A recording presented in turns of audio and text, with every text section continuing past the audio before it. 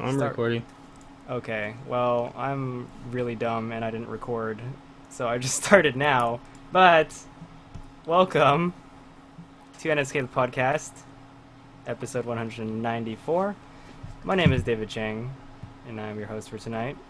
I'm joined by my co-host, Charlie Draco Cowden. What's up? How are you doing today? Not too bad. Not too bad. Not too bad? What's been going on? Well, my catch-up is your experience.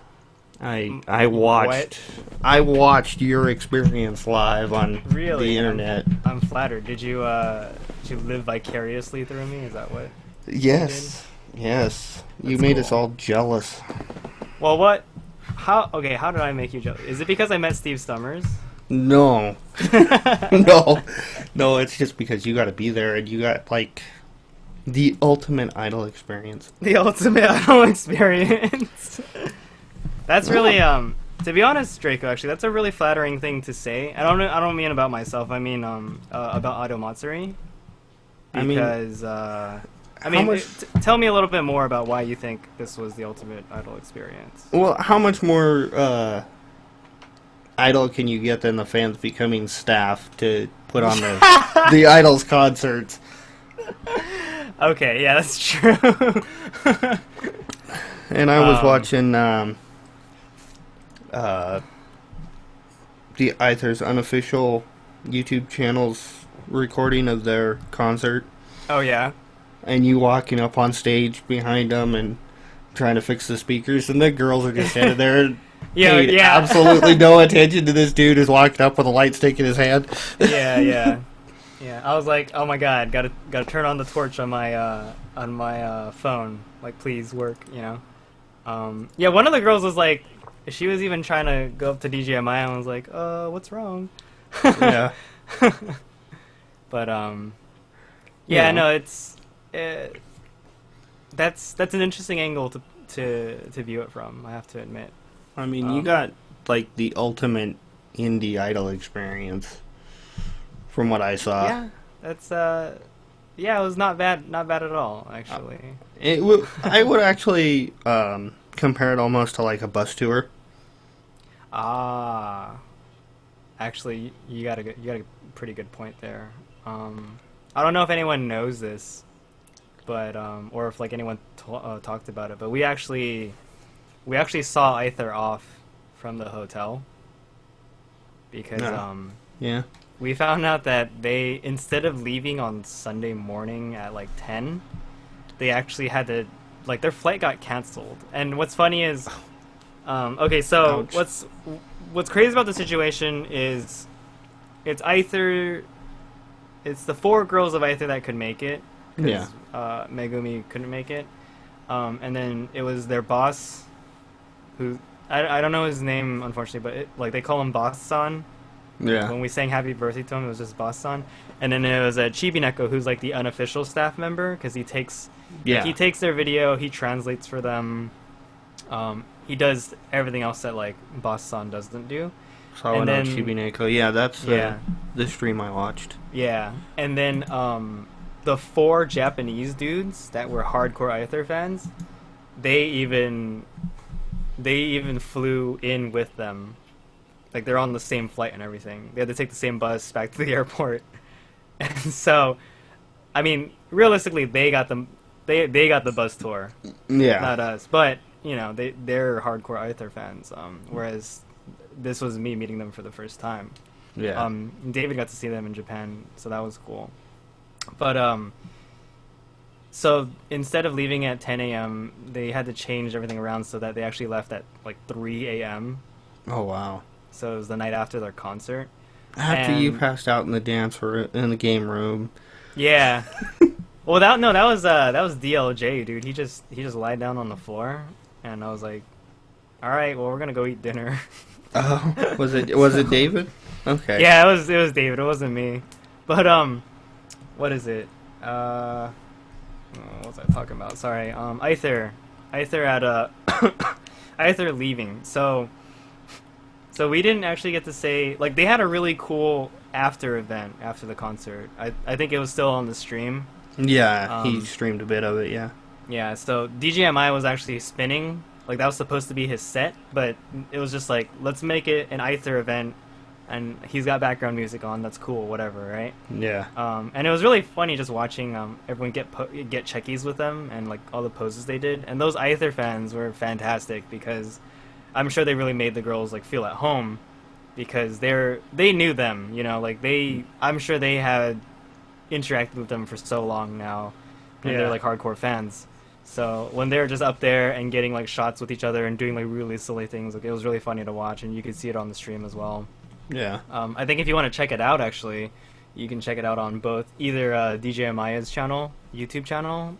I think it's DJ Amaya Official, or Sawano Chibineko's channel. He doesn't have the after stuff.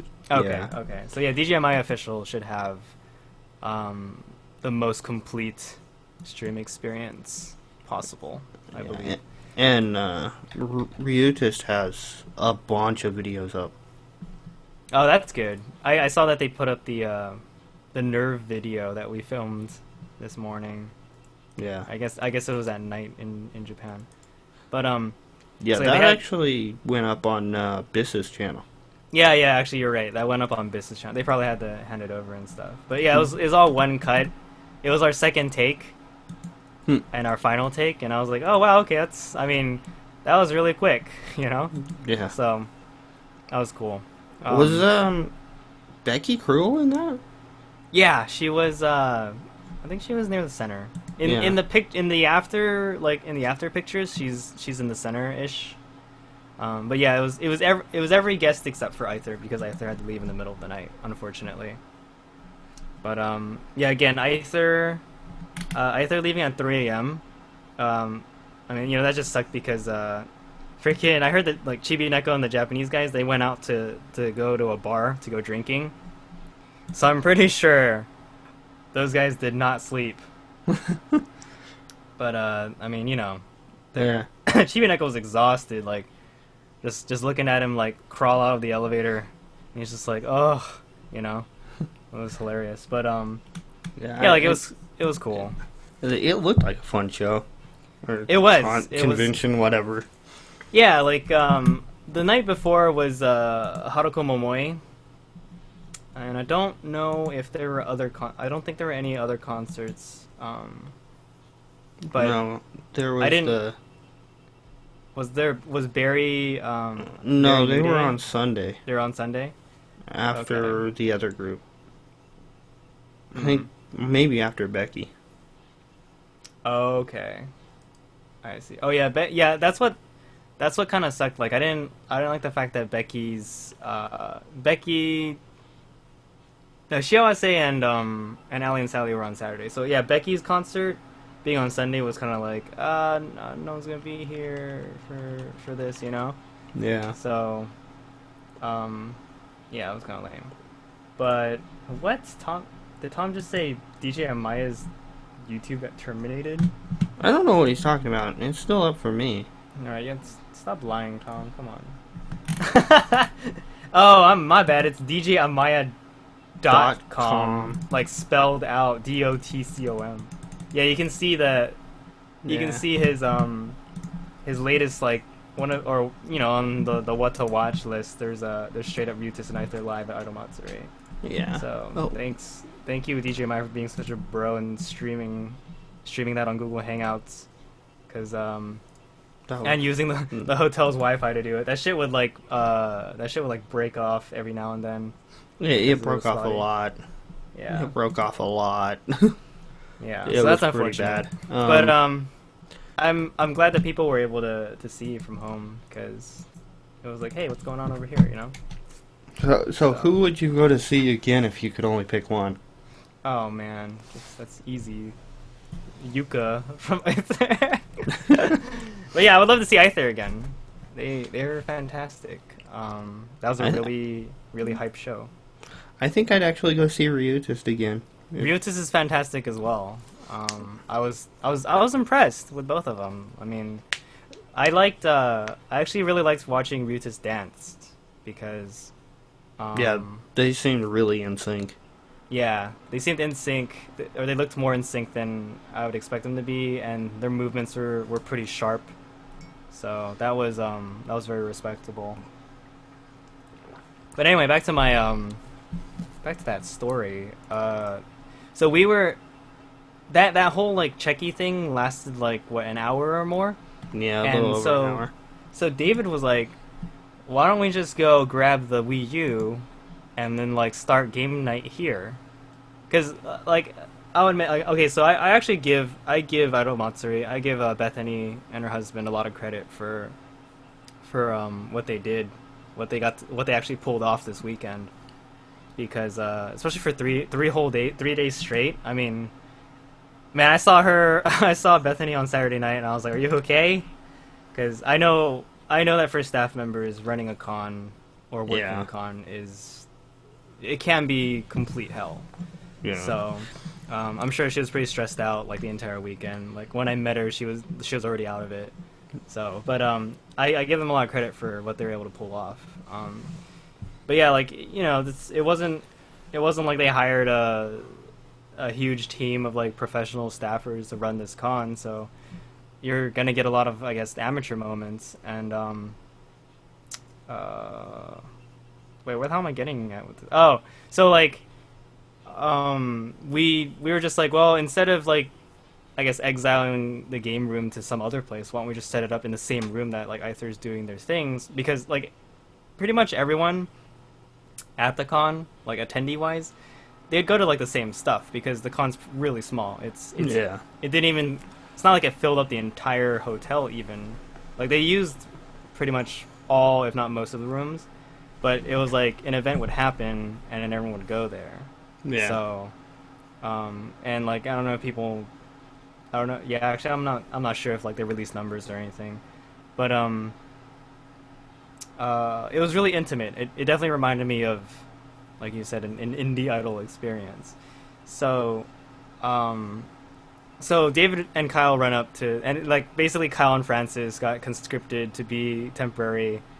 Like Kyle, Francis, Boy, and Day were all basically volunteer temporary NSK Itano Matsuri staff. Yeah, we were like moving tables, we were helping out, we were trying to fix the sound system and stuff like that. I mean, it's because we wanted this event to work out, you know. Yeah. So yeah, it was all about, to us it was all about making sure the guests had a good time. David and Kyle run up to go get the Wii U and the equipment and stuff like that. And while we're setting it up, though, like some of the guys were like, "Oh, we got to close off the room because it's supposed to be reserved for something else." At the end of the day, it wasn't like, I don't know if it was really reserved for something else, but we set up the game room on like because the thing is the stage, like when you look at the stream, the stage itself was actually one like quote unquote ballroom or conference room. Yeah. And then the two sides were two other ones. So they collapsed the walls in order to make a really giant like stage room. I wouldn't say giant, but yeah, to make it 3 times as large as it's supposed to be. But then they close the walls off again when they do like panels or just regular video rooms or something like that.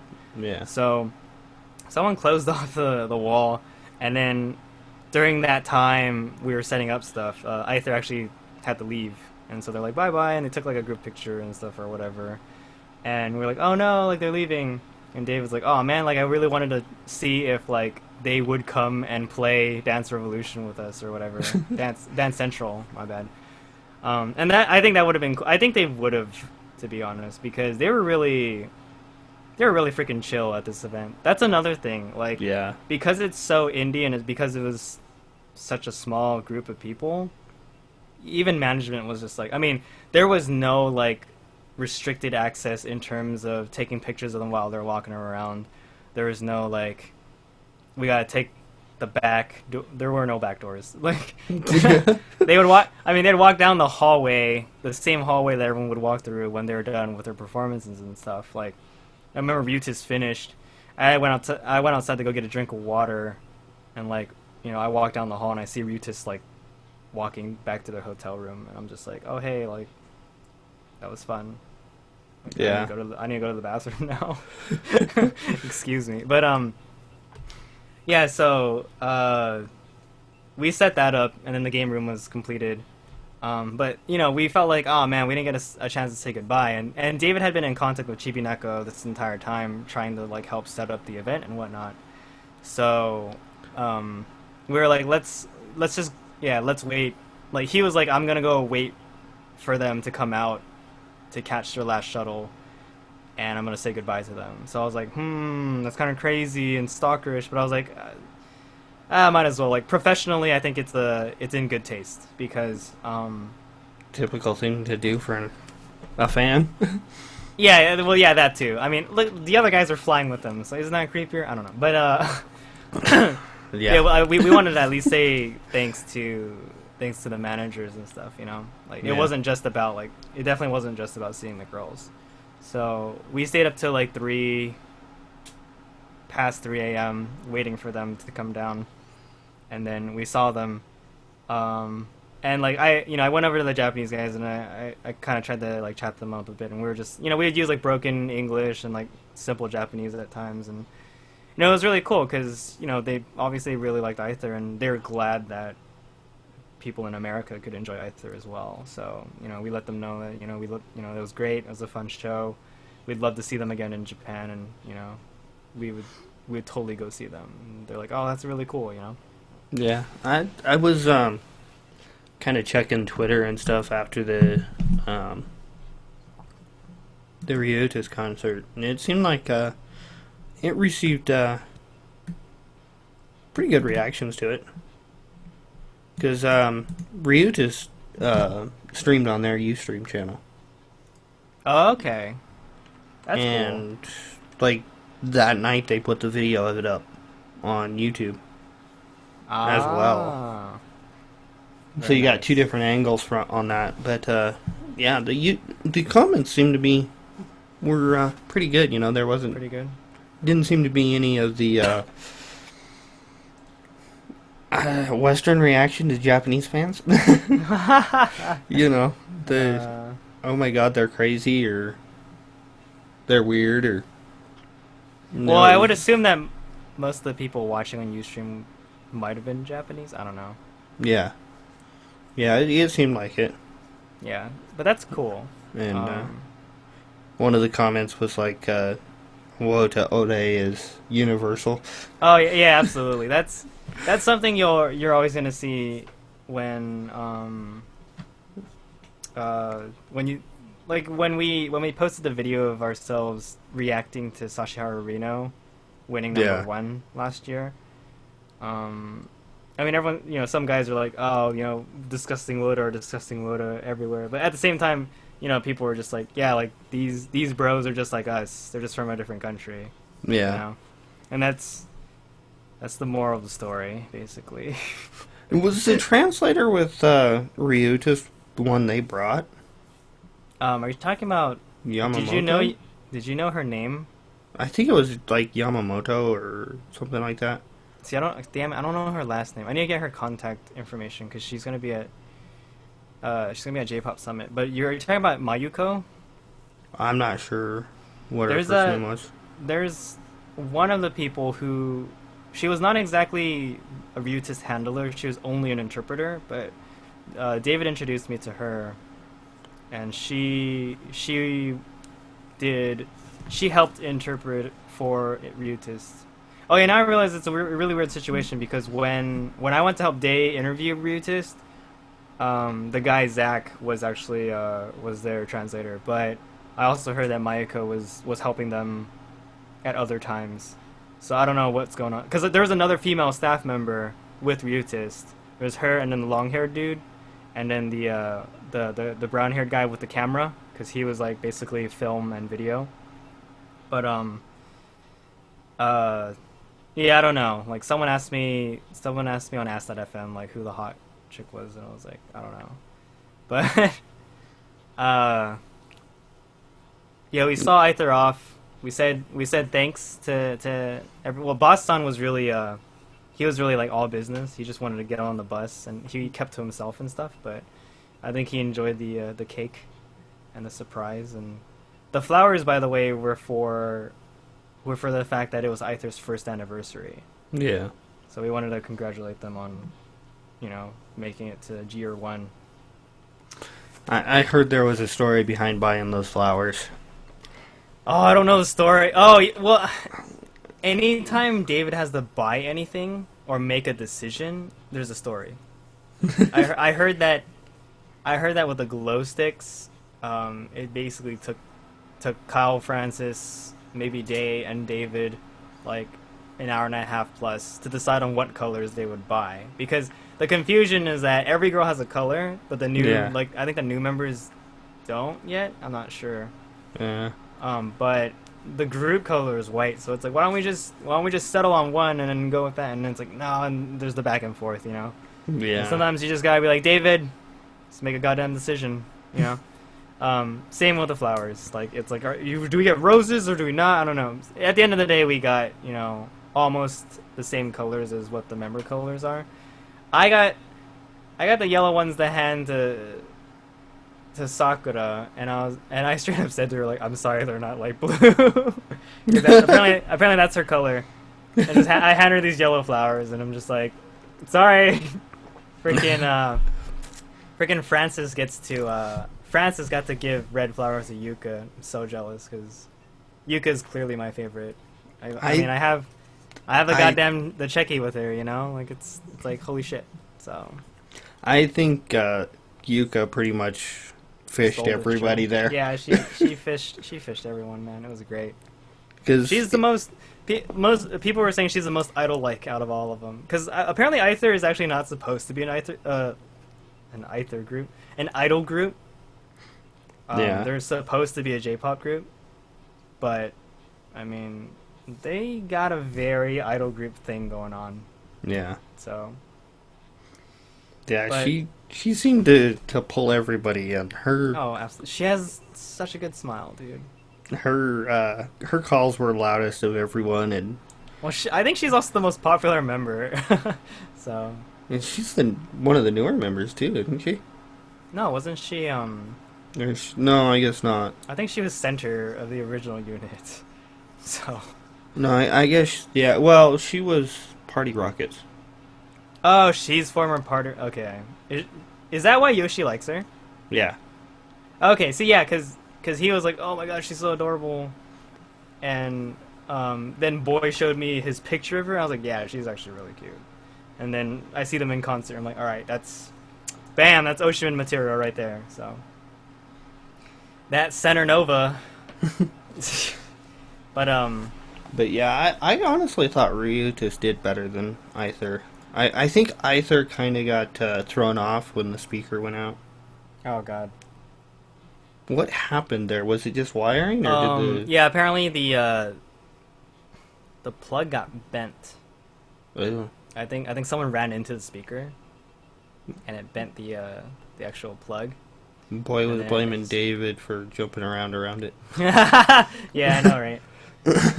But yeah, that was really unfortunate because just bam, like that speaker goes out middle of the song. Like, but they took care of it. They handled it really well, in my opinion, because as a performer, what you should do is you finish the show. You don't. I mean, it was confusing as hell, but it's like, you have to keep going. So while they were doing the MC and everything, that was good. They're doing an MC. They're trying to talk about America, do Jankenpon, or Rochambeau, as one girl was teaching them. But yeah, we just ended up using. We ended up turning the monitor speakers around so that they would just face outward, and we just have like a freaking. That's what those were. Semi audible concert.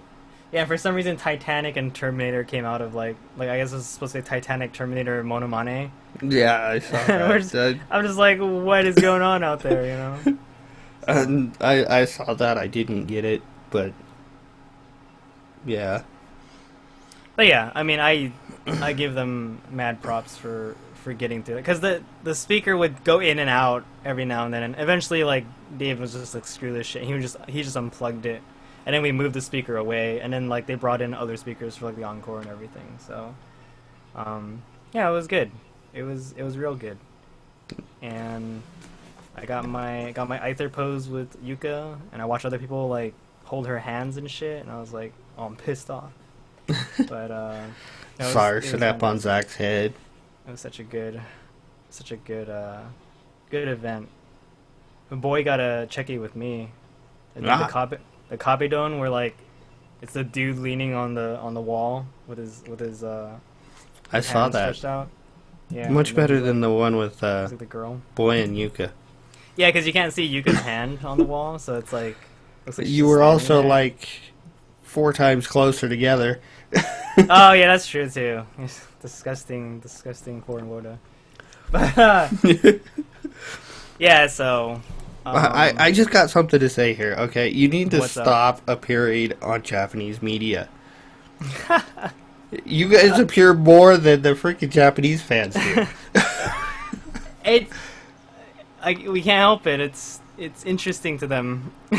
So, it's interesting to them that, you know, Americans or Gaikokujin would even be interested in Japanese idols. And that's obviously why Ryuta and Aether came here. They wanted to... I'm sure they wanted to gauge international interest. They wanted to see what it's like to come to America and have that experience and exposure.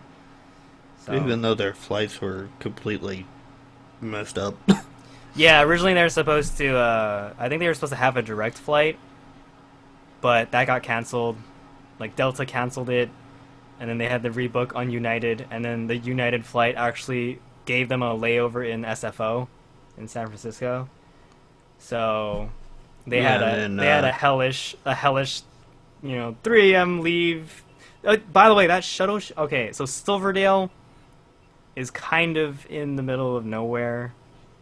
When you land at SeaTac, you take a bus that serve... So, like, SeaTac is on the eastern side of a lake, and then Silverdale's on the western side of the lake. So you actually have to go around the whole thing. Yeah. And it takes 90 minutes to get to Silverdale. So I remember riding that at night with Boy, and I was like, wow, this is a really long bus ride. I mean, this is almost like my flight all over again, you know? Like I was wearing my suit, and I was like, Jesus, like these leathery seats, and like my ass is getting really warm. This is ridiculous. Like I'm gonna get the crotch rot because I've been sitting on a plane, and then I'm sitting on this bus. It's like I'm just sitting all day. But yeah, so they had to get onto that bus so that they could travel for 90 minutes and then, you know, wait at the airport, fly out, and then hit SFO, and then some god awful time in the morning they would fly back to Japan. But it's crazy. David actually managed to give Chibi Neko like a United voucher that led him into the the United Club, so that he could go take a shower or something. Like the lounge, you know, where you get to sit down and order drinks and kind of just the VIP club, stuff like that. So that was cool. But yeah, so we got to see them off, and so the last people to come down were actually the girls, you know. Yeah. And it was funny because at the front desk, they were having some troubles with the reservation and settling the bill or whatever. But yeah, the girls are just chilling, and David was like, "Wow, they're still so energetic for it being 3 a.m. and them just having performed," you know. And I was like, I guess that's what it's like to be young still, you know. Yeah, but you got to consider it's 3 a.m. there, but it's 8 p.m. in Japan. Yeah. You know, I don't know what they're doing a trip like that. I mean, they probably landed on Thursday or something like that. Yeah, Thursday, because I heard they got held up at customs for 5 hours. Oh my god. Yeah. So. Wow. Yeah, people were worried that they weren't gonna show up on time and stuff like that. Jesus. But yeah, they're probably jet lagged during the day, but then kind of okay at night and stuff like that. So they're all giggling and laughing and chit chatting and stuff like that. Yeah, and I was watching the 2-shot afterwards, and I'm like, it's 9 o'clock over there right now. When I look at my photo, it's 1 p.m. in Japan. No wonder they're still Yeah. You know, going strong. Yeah. Was the ferry any shorter? Because you know I what? They rode the ferry in, but when they rode it in, it was dark enough where they couldn't see anything. I thought it was Ryutis that rode the ferry, but Oh wait, yeah, it might have been Ryutis that rode the ferry. Yeah, I'm not sure. I know one of them rode the ferry in. I would think the ferry is shorter, and I think the reason why you wouldn't be able to take it at that time is because it doesn't run that late. Yeah. Though the advice given to you on the Matsuri website is to take the shuttle, because it's like, I don't know if it's like the most straightforward or if it's the cheapest option or whatever. Mm. But yeah, I would expect the ferry to be shorter because you cut across the lake instead of going around. So, anyway, so when we did say goodbye to them, the girls were the last ones pretty much to leave, and like it was kind of random and kind of awkward because it's like, hey, like we're fans, we're like fans slash professionals, like saying goodbye to you. And so the girls actually just started doing the high fives. They're like high touching us, and it was like, oh, like, you know, thanks, you know. They were still holding their flowers and everything, so. But freaking Yuko was in the front, so I actually just just missed her, and then she went over to like go high touch David, and then she actually reached over to the couch and high touched Kyle and Francis, and I was like, you can know. But yeah, it was cool. And then they got onto the bus, and then, you know, we stood outside and then like waved goodbye when the bus left. And Irie was like was looking out the window, and she turned on her flashlight on her phone, and then she waved as the bus left, and that was pretty cool. But yeah, that was great. Yeah. I think I can say I'm a fan of Aether and Ryutis now. So. Yeah, it seemed like everybody came prepared for Aether, but nobody really came prepared for Ryutis. Well, yeah, Aether was the headliner group. Yeah. So. Which, kind of odd since they've been around less time. I know, right? But, so I don't know. Maybe it's just based on promotion or whatnot. Yeah. But yeah, it was a good time, and it was fun. It was fun participating in an interview with Ryutis, listening to some of their answers about Niigata and being an idol. Dade threw a freaking curveball. He was just straight up like, he was like, "What is your favorite song?" And then he was like, "Producer-san, what is your favorite song?" And he was just like, "I don't have one." But that's because he said he was like, I like them all, right? But and then Ryutis did the whole. They were like, "Yeah, we want to do a NERV cover with American fans." So it was Ryutis and all of the other guests, and then us in the back, and we had some of us had American flags and stuff. It was cool. It was really cool. Again, yeah, it like that same spot where we filmed that miniature PV was where people could get like checkies taken with the girls, like with Aether, with Ryutis on like Saturday, or like Friday and Saturday. And checkies outdoors in the sunlight actually look really nice because it doesn't look like a freaking like a cave or something. Yeah, if you check out Ryutis' YouTube channel, they have videos of them, going out to eat, photo sessions, the opening ceremonies, the Q&A, clips from the Q&A, I believe. Oh, awesome. That's really cool. Autograph session. Oh yeah, we were there covering the autograph sessions as well. Like it was just like, just take as many pictures of these girls signing shit, So, and that was neat. That was really neat. Because they did a scrapbook or something. Yeah, a bunch of the someone organized the scrapbook for each guest as well. So that was pretty neat. Something they could take home. Basically, just like messages from fans and whatnot. Yeah, it was a fun weekend. And you can see from some of the photos that we took a lot of group photos together. It was just like we're standing next to Ryutis or we're standing next to Aether. Like, yeah, hey, Cool. Yeah, it's Was it David that started the USA chant? No. I'm pretty sure it wasn't. Okay. That was pretty funny though. It came out of nowhere. Yeah. And I like how on their Twitter they kept they would say USJ. Well, and I saw another tweet from somebody else that said USJ on it. Then I clicked the picture and it's Universal Studios Japan. Yeah, it's Universal Studios Japan. That's what it stands for. And I'm like, oh. Yeah. So and then I think it was Ryutist, I forget, but they corrected themselves afterwards. They're like, oh, like Gomenasai, USA, you know. So. Yeah. Other than that, I mean, I have to admit I'm impressed with the hotel because when I hear Best Western, I think, oh God, it's a motel. Yeah. You know, like if you've been to a Best Western, you know what it's like. No, apparently Best Western Plus actually means like the place is pretty nice. Because if you saw the picture of the room that we got, that was a king-size bed, so it was huge. I mean, Kyle and I could sleep on it, and we could practically fit another person between us. And then, like, Boy got to use, like, the bench-looking thing to sleep on. And our balcony was huge. I was like, wow, look at this. Yeah, I didn't see that picture. I missed that tweet.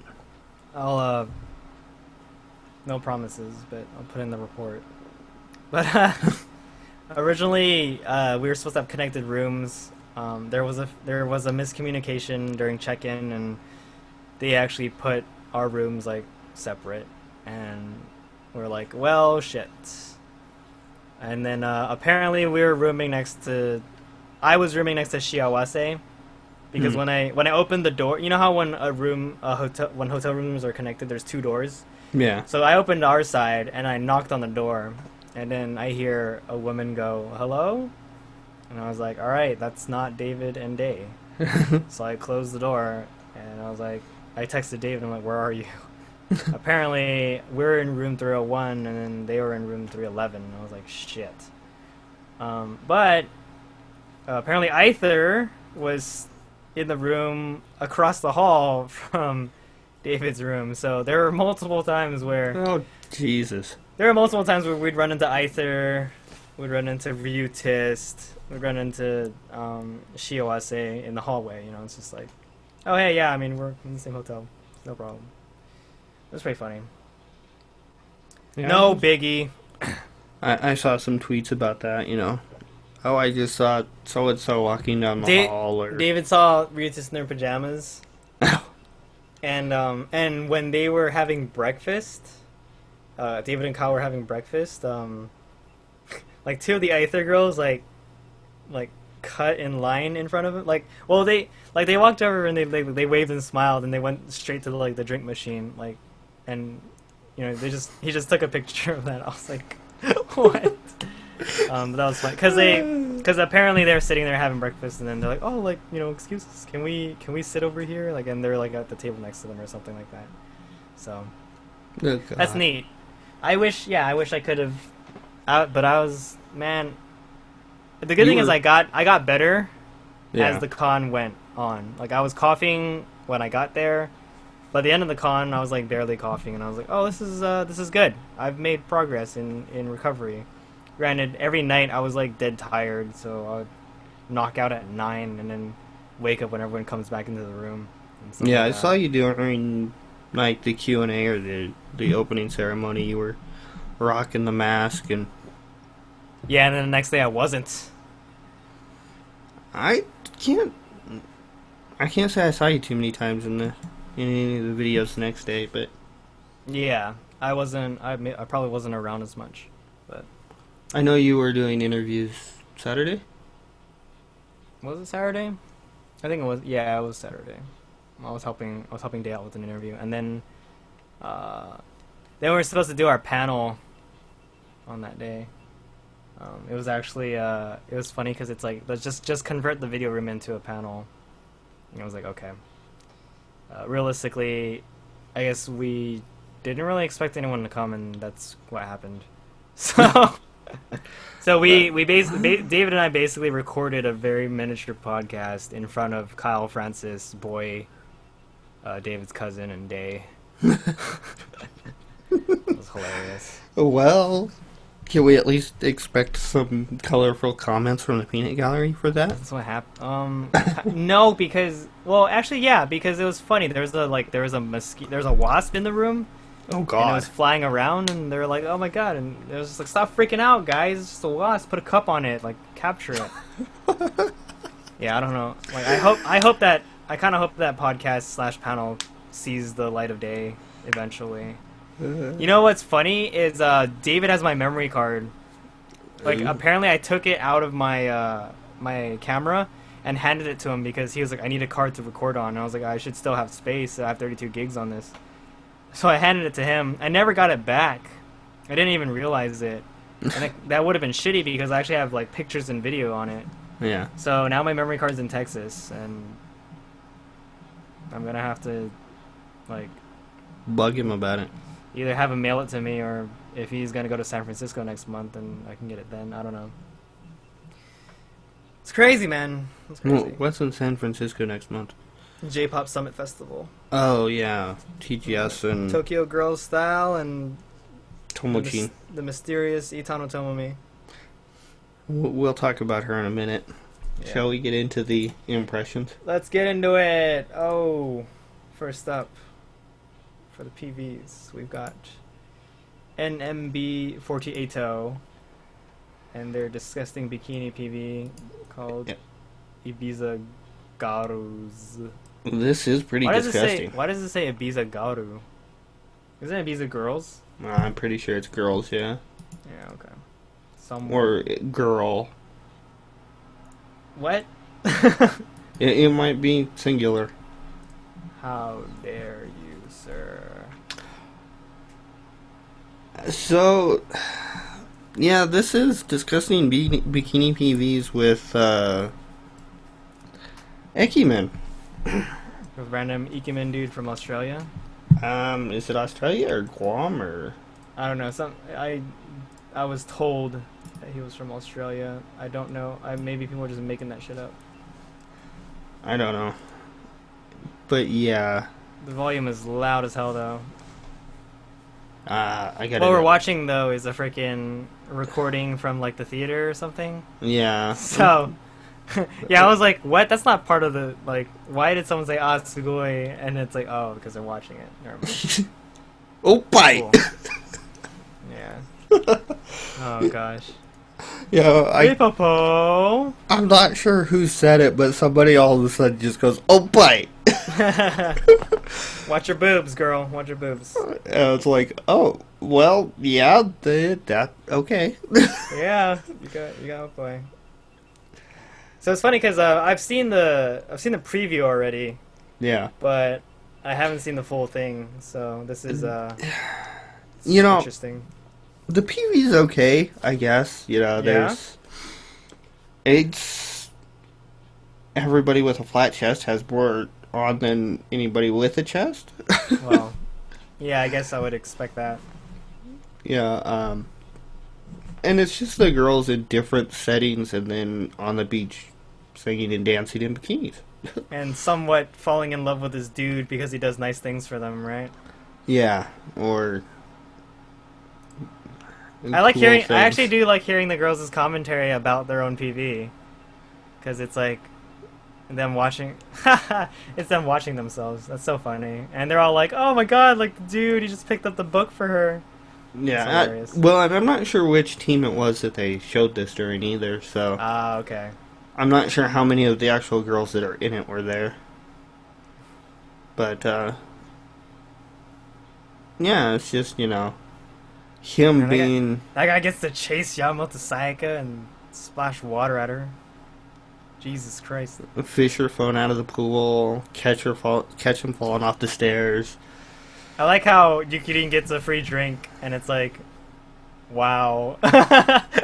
I'm so in love with this man who bought me a drink, you know? And there's that one point where Lemon, Umeda, and Fujie show up, and I'm like, what the hell are they doing here? Like, oh wait, no, Churi. Like, what the hell are they doing here? Oh, they transferred in. I forgot. Well, Lemon and Fuji, anyway. Lemon and Fuji. No, Churi is concurrent now, right? Yeah, I think so. Yeah, it's crazy. But Yes. I I just saw the part where the guy jumps into the pool to catch the phone before it hits the surface. That's hilarious. I kind of get that this is like management's answer to the scandals that have been happening. Oh, really? Just the whole like, yeah, there's dudes that woo girls.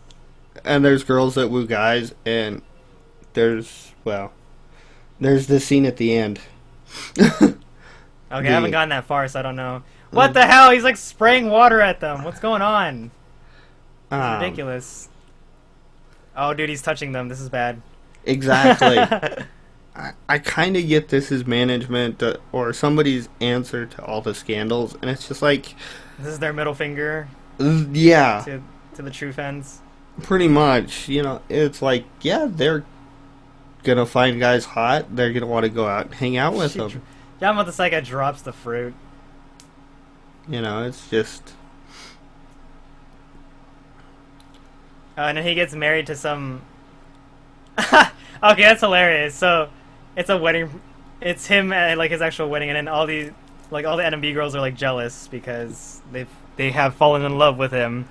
And then they're chasing him in wedding dresses. Yeah. I like how Ripopo's, like, scene just comes out of nowhere near the end. Like, let's go skydiving, okay. Well, like, they set it no up in problem. the beginning. Yeah. I love that picture, by the way, that was on her G+, where she's just this really short Japanese chick with a backpack on, and she just has that face of, like, what am I gonna do? I guess I missed that one, but... Because it's basically, you know, they're like, you're gonna go bungee jump, or you're gonna go skydiving, and it's like, what? Everyone appears in a wedding dress? That's crazy. Yeah. And then I guess Ripopo's chasing after him too?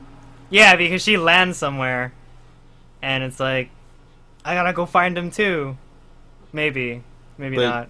she's missing the wedding dress. It doesn't make sense though, because didn't she just skydive with him or not? I don't know.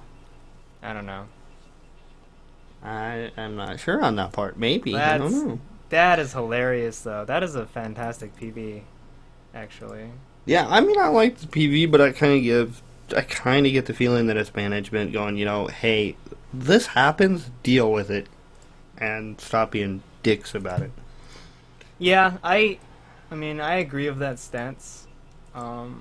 I've said in the past that, like, when it comes to idols, I'm kind of a rule follower. Like, if that's part of the culture, then, like, okay, we'll accept it.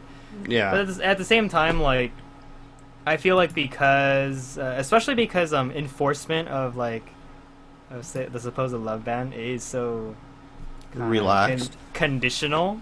Yeah. You know, I'm just straight up like, yeah. At this point, you know you can afford to just let it go. Yeah. Why don't you just stop torturing these girls with this shittiness? Granted, I mean, in any fandom, that is still a very personal issue, and it's kind of like in any entertainment position, that's a very personal issue, and it's not something you really want to like put out in the public. In this case, though, it's more of a like, yo, if you're dating someone, keep it a secret. You don't want your fans to find out. Whereas in in Hollywood, it's more like, please stop stalking my girlfriend. You know, so. But, my girlfriend's not a star. She just wants to have a normal life. Yeah. Leave She her just the hell alone. She just happens to be dating an actor or whatever. Yeah. But yeah, that's a fantastic PV. And that's almost a complete opposites on our paparazzi and media. Our media goes after our actors and entertainers like rabid dogs, where Japan's like mice. They're like rats more. Yeah, well, yeah. It's similar because with paparazzi here, they're very upfront about it. Like, yeah, they're practically like trying to start a fight with people in public while trying to capture them on camera. Yeah. Whereas Yeah, I have to give it to some of that, like, Bunshun and Japanese paparazzi. They're sneaky dudes. Yeah. Like, stalking these girls for months at a time and trying to capture them doing something wrong or doing something unsightly. So. And even if the way they go about it is not exactly ethical or agreeable, they don't tend to make things up. Where, yeah. Our rags will make things up and just. Well, I don't know, nuts. because some of these magazines, they have to make shit up because they have to sell issues, you know. Like, I don't know. It is more believable though over in Japan, especially if you were to buy a copy of Bunshun and read everything in it and be like, all right, yeah, I can believe this, because you can hear about it a lot when it comes to foreign journalists in Japan, but like Jake Adelstein, they're basically saying because the official Japanese news and media is so tightly controlled by people with money, people in the media industry, like the only people who are quote unquote telling the truth are tabloids. So it's convenient because tabloids have the reputation of not being good sources. But that's the irony behind it. It's like you have to get your real news, quote unquote, from tabloids. Yeah. But they still have to embellish shit just to sell copies. I mean. Yeah, but I don't know. So, what did you think of the song? I think it's okay. I heard it maybe twice before, maybe 3 times now. I have to admit so when I first heard it, it reminded me of, I want to say a combination. I don't know if it's a combination, but it reminded me of a lot of like old Hello Project stuff. Maybe like some bits of like Soda We're Alive by Morning Musume. Just the whole like go go, like that whole vibe in the song definitely reminds me of those closer to late 90s, early 2000s songs, J-pop idol songs. Yeah, I guess I could see that. The only thing though is that like go go Ibiza, that line will probably get really tiring really fast. Yeah. Like I hear it like once or twice already, and I'm like, I don't know if this is going to be a song that will get on my nerves yet, but it's very possible. Other than that, I mean, I don't think there's anything too special about it. It's okay. Combined with the PV, it's pretty neat. Yeah, it goes well with the PV. I don't know if I'd like it just as a single. By itself. Yeah. As a CD track or something. This is definitely one of those cases where I'm just like, wow, you guys made a fantastic video. Maybe not the greatest song. Yeah. But we'll see, because we'll see. I don't know. It's whatever. Probably dump it onto the MP3 player, and then if it's not cool for, like, it's summer. It's time for Ibiza Girls. Something like that. But I think I'll hold off on my judgment of it until I hear it, because the audio's not that great. You already heard it, Draco. Yeah, but the audio in that is not that great. You know, if there's like a good breakdown, maybe I'll wait to hear. Points down. I don't know. I'll wait. When does it come out again? I'm not sure. It's probably in a couple of weeks, huh? But yeah, we'll see then. Gonna go tag it and shit, and put you up in the summer section. I'm not sure if it's a single or if it's from their album. No, it's got to be a single. They announced that it was their single. Okay. It's a single title. But anyway, Ibiza Girls. To me, not to be honest, not a lot of Ibiza. If I'm thinking of Ibiza in... Yeah, because isn't Ibiza a place in Japan? Is it? I thought it was. I thought it was in... Or maybe not in Japan, but... No, it's an island in the Mediterranean Sea. Because whenever I think of Ibiza, I think of trance. Like straight up European electronica. There's a lot of references to like Ibiza being like party central for electronica or some shit. I don't know if that's truly. Actually, so I'm on Wikipedia. It's and it says Ibiza has become famous for the association with nightlife and the electronic music that originated on the island. So yeah, when Come On and Geeks came out, a lot of us were going, oh, like this is some Ibiza shit right here, right? That's because yeah, Come On and Geeks was a very EDM type of song. So yeah, apparently yeah, I'm looking at some pictures and apparently there's a pretty good like downtown nightlife section in the island. So. Okay, so Ibiza Girls is out on iTunes now, and the album comes out August 13th. Oh my god! It's so far away. So if you want it, you go download it on iTunes. Yeah, I mean, I like digital distribution anyway. It's just unfortunate that I don't want to support iTunes. So, Yeah, anyway, so that was NMB48 with Ibiza Girl. Ibiza Girls? Alright, come on, let's settle this once and for all. Is it Ibiza Girl or is it Ibiza Girls? I don't know. Girl? Son of a bitch, it's Ibiza Girl.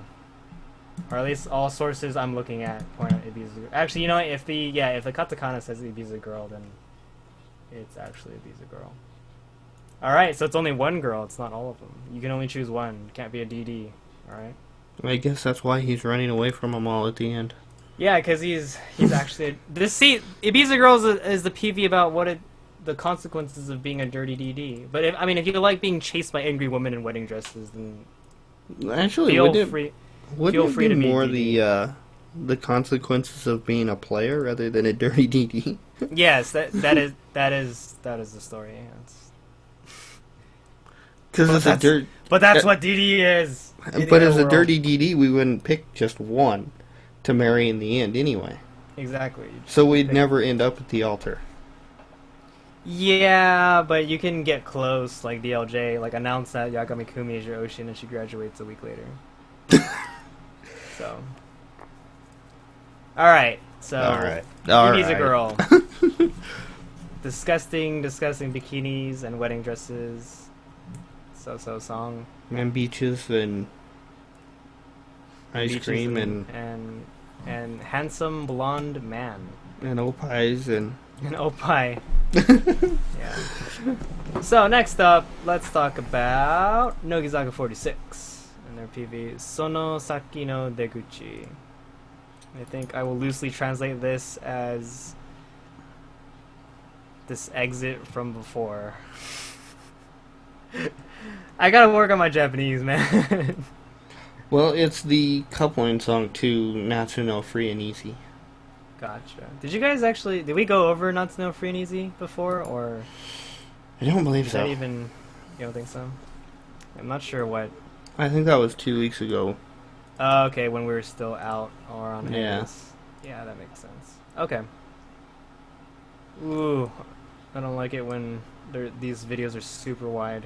But yeah. We'll deal. Reina's in it. Yeah, I noticed. She was just straight up in the thumbnail. And I guess they're in Fight Club. They're in Fight Club. That's what it looks like to me, anyway. Fantastic. Well, is that a dude or is that a chick that's on the floor? I don't know. I don't know anymore. That looks like a chick, but I don't know. You never know, man. Androgyny. No. It's a killer. See, like, this song sounds more Ibiza than Ibiza Girl does already, you know? I like Get I on like the this dance song. floor. Yeah, you like this? Yeah, I like this song. You don't like the PV? Is that what's going on? I don't like the theme of the PV. Are there too many dudes? Well, no, it's actually somebody else mentioned it earlier today, or yesterday, that NMB or Nogizaka PV started out being really nice, and now they've all gone into just fighting Oh yeah, for like yeah. the last 3 or 4. The last few have just been like, let's kill each other and guns and samurai story. And this is like Fight Club and Fight Dance And Club. Dance Club. Do they breakdance fight? There's a couple of the guys that do. Damn. But they do dance-offs and type stuff. What is this? Reminds me of that Team K song from the second Junkin single, I think. Area K. Oh, yeah. Except a lot less like dark and underground sounding. Because it still has the very higher, like the higher notes of a more positive energy electronica song. Yeah. That hopefulness that comes from the piano and the higher pitches.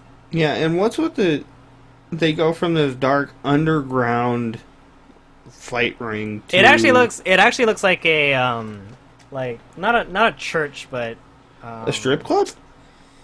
I guess you could say that. It looks like any like it looks you know what? It looks like any nightclub in like a repurposed building in say like New a third York. world country or something. No, I wouldn't say New York specifically, but Yeah. then again, what do I know?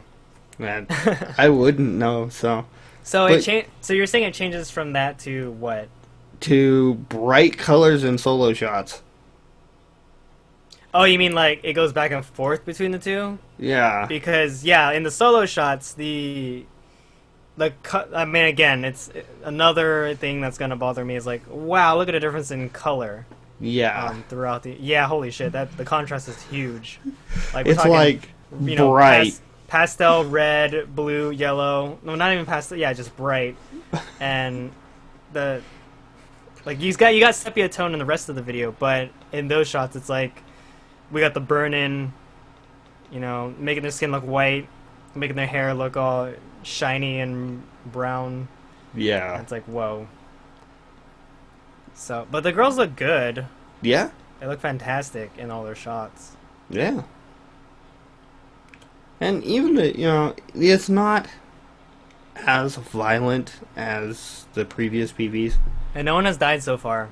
Are you gonna spoil it and No, tell me that someone dies? No. Oh, you just spoiled it and told me that no one died.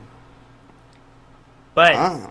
it's not even violent because the dudes have dance-offs, sure, but there's no one actually like trying to hurt anyone else. There's a few where they're having actual boxing matches and stuff, but oh yeah, wait, okay, some of that adrenaline. Yeah, but or why testosterone? Why do we need these dark sets? Oh, I thought you were gonna say these dark dudes like a racist. No, I mean just dark sets. Not only dark in lighting, but also tone. Yeah, no, I don't know. That's a question. Song? That's a question I can't answer. The song doesn't sound like it's that dark. No, absolutely not.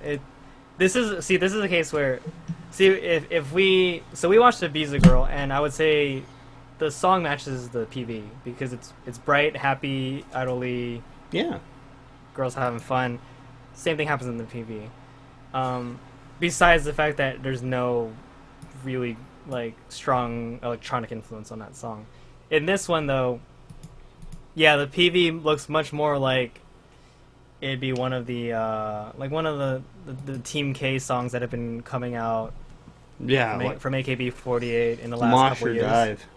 Mosh and Dive. Yeah, Mosh and Dive might have fit this PV a little bit better because Mosh and Dive has that same feel of darker colors, grittier, high contrast, the grit. Even though Mosh and Dive is actually very not Mosh or Dive. Yeah, it's not Mosh or Dive, and It has like a... I mean, we were saying it was kind of like an 80s, 90s, old school dance song. Yeah. But, not particularly dark in sound. Yeah. Like, maybe you could, like, make the argument that it is, but to me it didn't sound like it was supposed to be set in a dark... in, like, a dark setting. Like, I was listening to Jane Doe earlier today, and that song fits a dark theme. Yeah. Takashi Minami in that dark PV completely, like, that fit and everything. But yeah, with this Nogizaka PV, I don't know, they could have done nightlife stuff, but I think I could have done without the sepia tone, because the sepia tone kind of made the entire area look like it was, because the sun was shining through and everything, it looked more like a... Yeah, it looked shady, it looked like a... Like an American... Almost like an American... Yeah, like an American Western film, if you know what I'm saying. Yeah, mafia control or drug cartel controlled... like a story about Mexico. Yeah. Something like that. I don't know. But well, we're going to see another one that uses effects much better. Okay, that's good. Oh, wait. I hope this is not... Okay. But, I mean, last comment is just... Yeah, that was a pretty neat song. And the girls look fantastic. It just... there is like this contrast when it comes to... Hey, does the imagery fit the song? And to me, it doesn't. Yeah. So it's a little distracting, but otherwise, give it a go.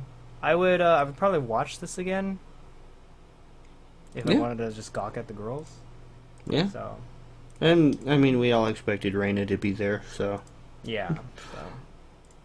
Girl. All right, so that was Nogizaka 46 with Sonosaki no Deguchi. Next up, we're talking about Tomomi Itano. Itano Tomomi and her new PV, Crush. Yeah. So, here's a random funny story. Actually, I think it was even around in high school. But there's a soda called Crush. Orange Crush. Yeah, Orange Crush. Yeah. And what you would do is you'd buy these Crush grams.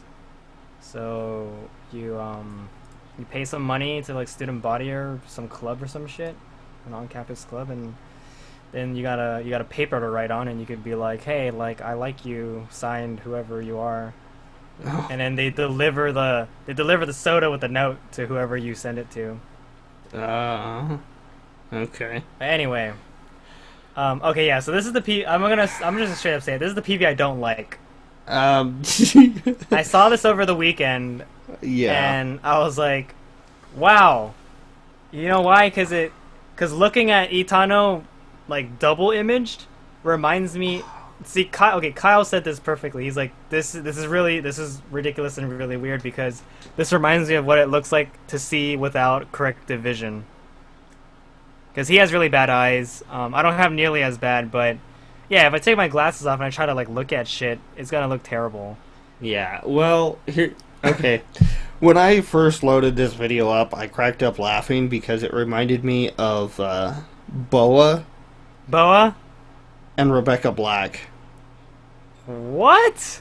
Okay, Because massive amounts of auto-tune? Boa for the Black, looks. Right? Okay. Okay, she reminds me a lot, especially in the, black outfit with the visor. With the visor, really? And the way her hair's done, and it reminds me a lot of Boa. Mm-hmm. Rebecca Black, yeah, because of the auto-tune, the just ridiculous lyrics, and the ridiculous amount of English. It also sounds like it was possibly written by the same person that wrote Utada American Album. Utada's American Album? Yeah. I see. And it's just like, oh my god, you like took three of the... Well, okay, Boa's not one of the worst, but at least two of the worst things and combined them together to produce and direct this PV. And song. Yeah, it's a very, it seems like it's a very, let's try to break into the Western market with this, and it's like, this is probably not gonna work. I mean, if this was popular, Rebecca Black would have been popular.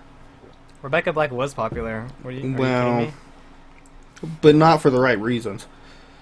Yeah, but man, honestly, dude, in stuff like that, like especially being a one-hit wonder, like that totally works out. Negative press is still press. But she's actually trying to make a career now. Oh yeah, good luck with that. It's like William Hung. Yeah, because she released another single. So what? Oh yeah, I think I heard about it too. What? I think what Boy said was this reminded him of Kesha. Okay. And I can see that too. I can see what you're saying, and I can see what he's saying too, because Kesha is like,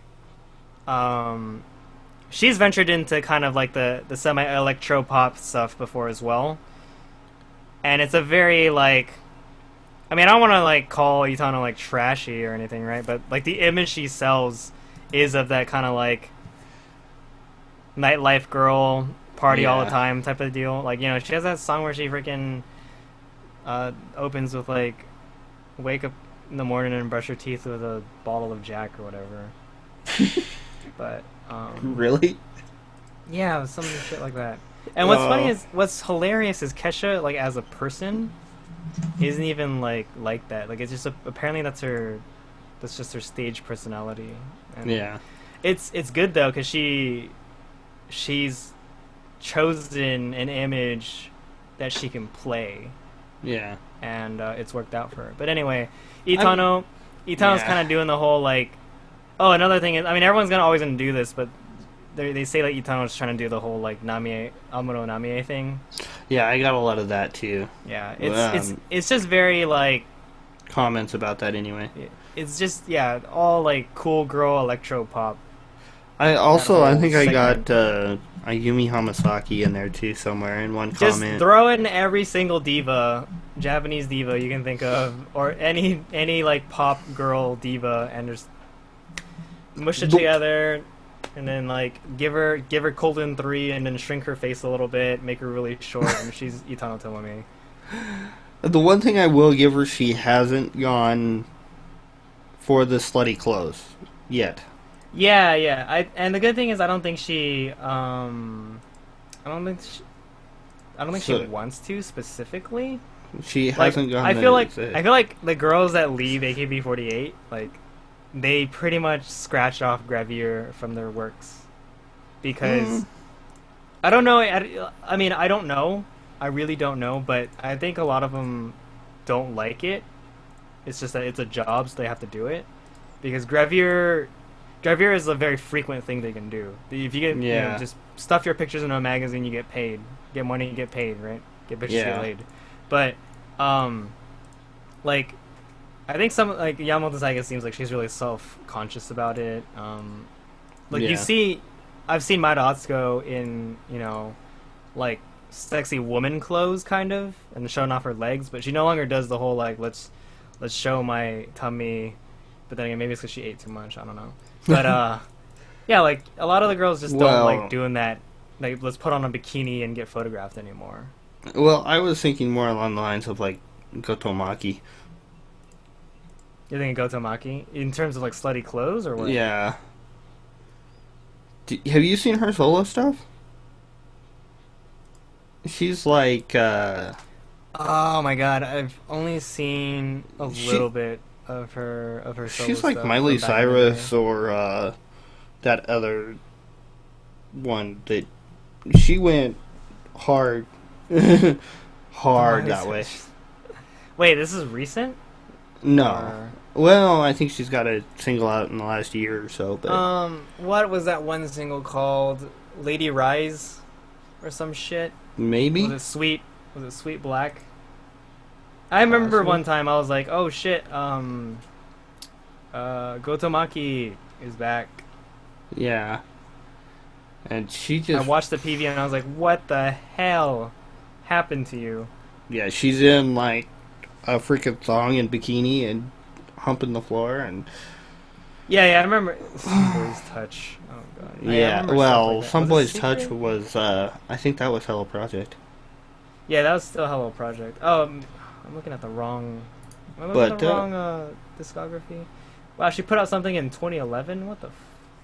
yeah, this PV Crush is just, there's way too many visual effects going on in it. Oh yeah. See, okay, in 2009, mini album Sweet Black, featuring Maki Goto. Yeah. Yeah, it was Lady Rise. I remember that. And I was like, whoa, what's going on? This is very, like, Dark Britney or something like that. Yeah. That's That's who I hilarious. was trying to think of, Britney Spears. Yeah. Yeah, Yeah, but for Crush, there's just way too many visual effects going on. If they would Yeah. just, like, cut those out. I was okay with the water exploding. Like, where it was, like becoming a spectrogram or whatever. Yeah. Well, yeah, I could handle that, but the blur, the double images, Yeah, screw that shit. the lens flare, it's just, I mean, if they were all like her in the orange pink dress, then hey, I'd be okay with that. Mm-hmm. But no, every scene besides that has some visual effect plastered all over Yeah. it. It was egregious. And I Overly actually done. don't hate the song. I actually kind of like the song. Yeah, no. Her latest songs. I mean, her songs in general actually have a pretty middle ground feel to them because they stick in like the middle of like pop electro stuff enough where like I feel like you could just be, hey, this is a nice song to listen to. You know, like I was yesterday I was like, oh, let me listen to 1% again because I really like that. Especially like the instrumentals of that song. Yeah, But, see, and I tried listening to Little, and it's just like, no. I was gonna say though, when you're talking about her vocals in general, like, cause you're talking about how ridiculous the lyrics sounded, right? Yeah. It's funny because like I mean, to me, her vocals are like almost a background instrument in her songs, because this is always. I mean, I've always commented on this, but she is just not. She's not very vocally talented. No. You know? She's very soft spoken, soft singing, and like she doesn't have a powerful voice at all. Yeah. So Well, mixing her vocals into these songs, she's always gonna just be this kind of like this thing, and like all this bass and like synth is pumping. Yeah. Which in this song it works too. I mean, No, it always works because it. I don't like auto tune, but I've heard her sing live without it, and she kind of needs it. yeah. Yeah, so there you go. Yeah, But, and doing electric music, auto tune works with it. No, exactly. I was gonna say the autotune is always gonna work with music like this because that's the style. And if they keep doing this with her, that's fine. I think it's fantastic. It's just that, yeah. I mean, I'm pretty much not gonna pay attention to her vocals at all, if that's the case. But there's a lot of English in there. A lot. Yeah. Of Again, like English. I didn't even notice because again, like to me it was like background music or something. Well, I kind of wonder how much English she knows because she's got cousins or nieces or something that live in California. Oh really? Yeah. Time to go stalk. No, I'm just kidding. Yeah, she was over here. Wasn't she in? Was she in? We heard she was in LA at one point, right? Or was that Mariko? But yeah, I think it was LA. She was at Disneyland or Disney World. Oh, okay. I thought she was. If it was Disney World, it was Florida. That's Orlando. But I thought she was in New York or something the other day. Or was that? Oh wait, that was Yuko. Huh? Oh yeah, I don't know. Yuko's doing the World Cup thing. Yeah, that's really cool. But like, regardless, all the girls who graduate who are at this tier, like Kami 7 tier or whatever, they the first thing they do I think is jump on a plane and go travel. Yeah. And just visit the sites that they haven't seen yet. That or it's part of their work, so it's cool. Yeah. But yeah, she's got family in California that Wow. she visited shortly after. I saw Oh some yeah, videos. did you hear about the time we went to that restaurant that Itano and Kasai visited? Uh-uh. they had apparently been there like the week or two prior to us getting there. We saw their picture. Like they took a Polaroid together and then they signed it. They signed like a signboard for the restaurant, and we're like, holy crap! Like, you just like we are the AKB48 SoCal fan club, and we were coming here to eat, and then we see former AKB48 members on your celebrity wall. Huh. That's cool. All right, so Crush, pretty good, like not bad, pretty good, typical Itano EDM. Yeah, not really my thing, but that's coming up on her album. That's okay. Oh, so she's releasing an album. Yeah, Swag. Swagalicious. Is it just Swag? Yeah. Okay. There's a song called Swagalicious on it, though. There's a song called Swag. Oh my god. Yeah, it's that is amazing. It's pretty much just as ridiculous as Crush. Oh, good. Because visually, this is a disaster. I don't. Kaleidoscope my face. I heard Swagalicious, but I haven't seen a PV for it. Okay. All right. Well, next up, we just that was Crushed by Itano Tomomi. So let's go ahead and move on to Negiko and their PV, Sunshine Nihon Kai. What is Kai in this? Let me load this. That's like ocean. Now this is the PV I was talking about, where the film effects actually work really well. Oh yeah. Yeah, they do like the Super 8 or 35mm effect on it, with the dirt and the like bad cuts on the side and the lighting that tends to affect it. Oh god, sorry, I'm having like display problems. Let me fix that. Apparently, I like the fact that YouTube now makes your videos like bigger based on your browser size. Yeah. But it messes. It kind of messed up with my settings. But what? Okay, so check that volume. All right, let me go ahead and start it now. So you what were you saying again? You're Well, I really like the film effects work in this PV because they use the old like 35mm film effect. Over just throughout the black bars on the side where the film's been cut. Yeah, I noticed that. My biggest problem with that is the left side does not match the right side. The left side's like nice and clean, and the right side's all jagged. Is that But is that that's possible, right? Like that's. I suppose. That's accurate, right? I suppose, but for the entire song, I give them. I mean, yeah, if you're OCD, then this is going to be a problem. But I mean, I give them props if that's realistic or if that's accurate to how film behaves. Granted, this is probably just done by by computer software. Oh yeah, it is. You can tell. So yeah, it is way too stable to be done by actual film.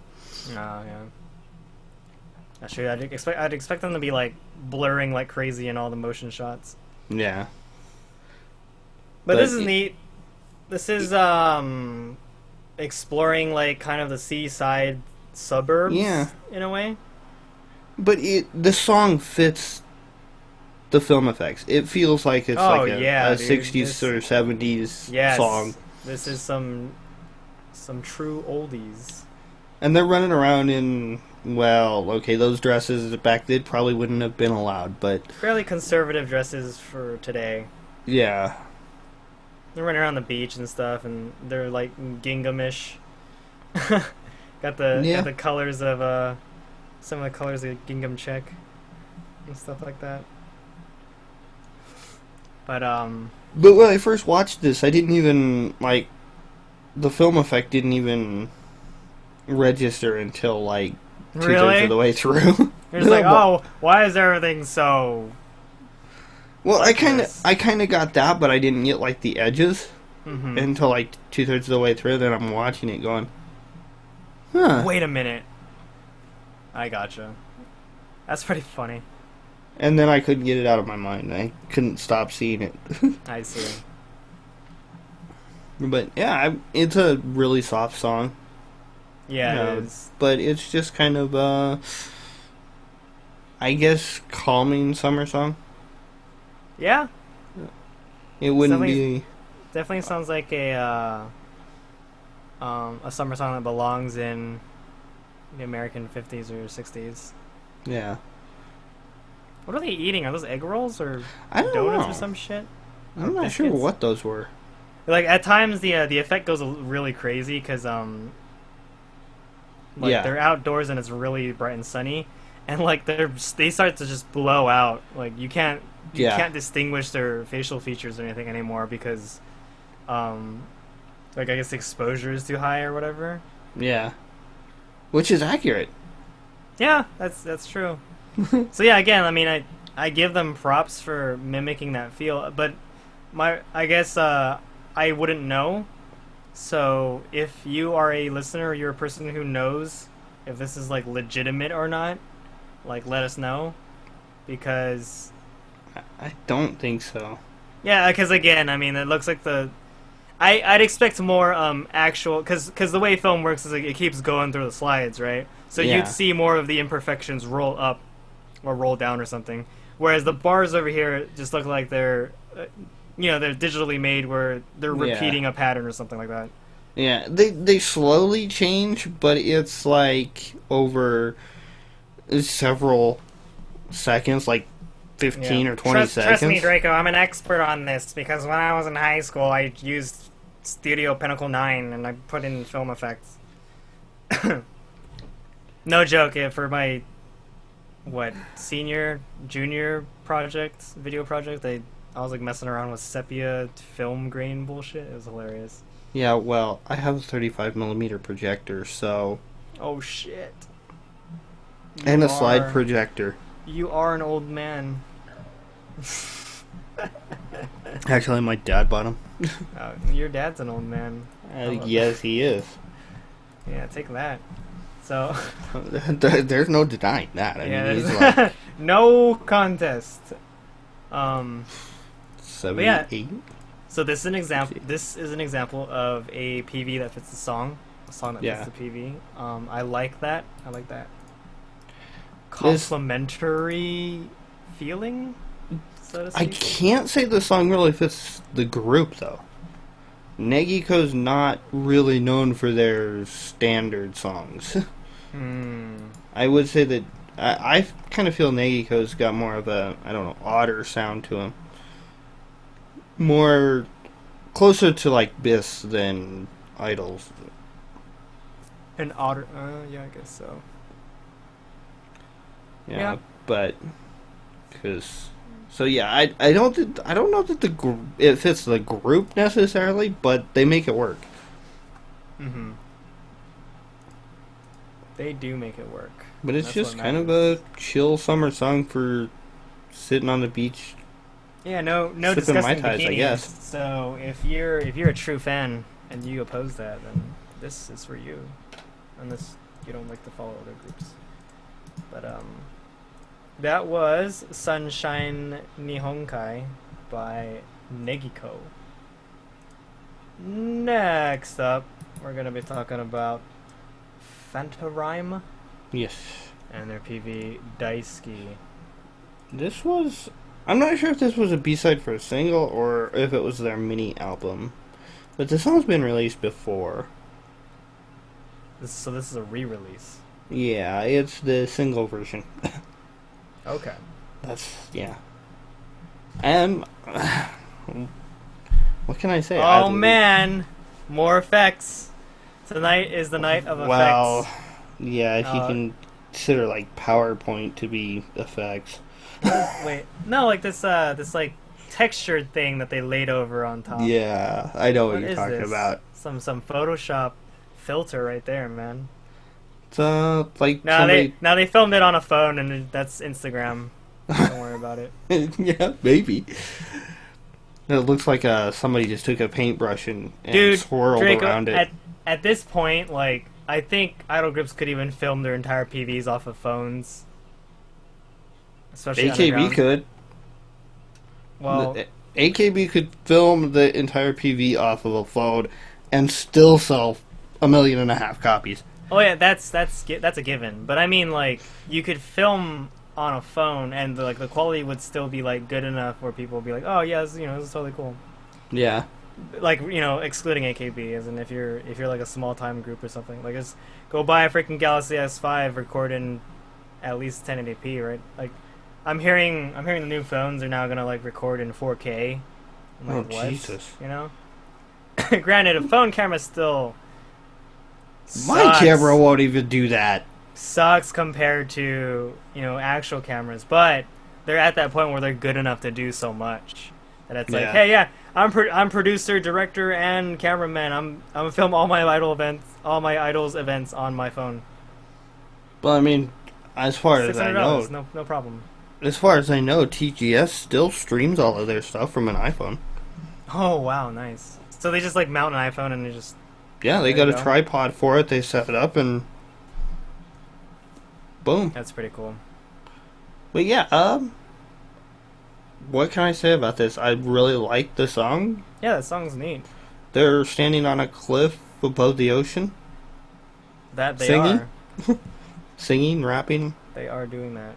They're doing what Fantaran does. Yeah, they don't have, spectacularly heavy PVs. They're just, And I don't expect them to either. yeah.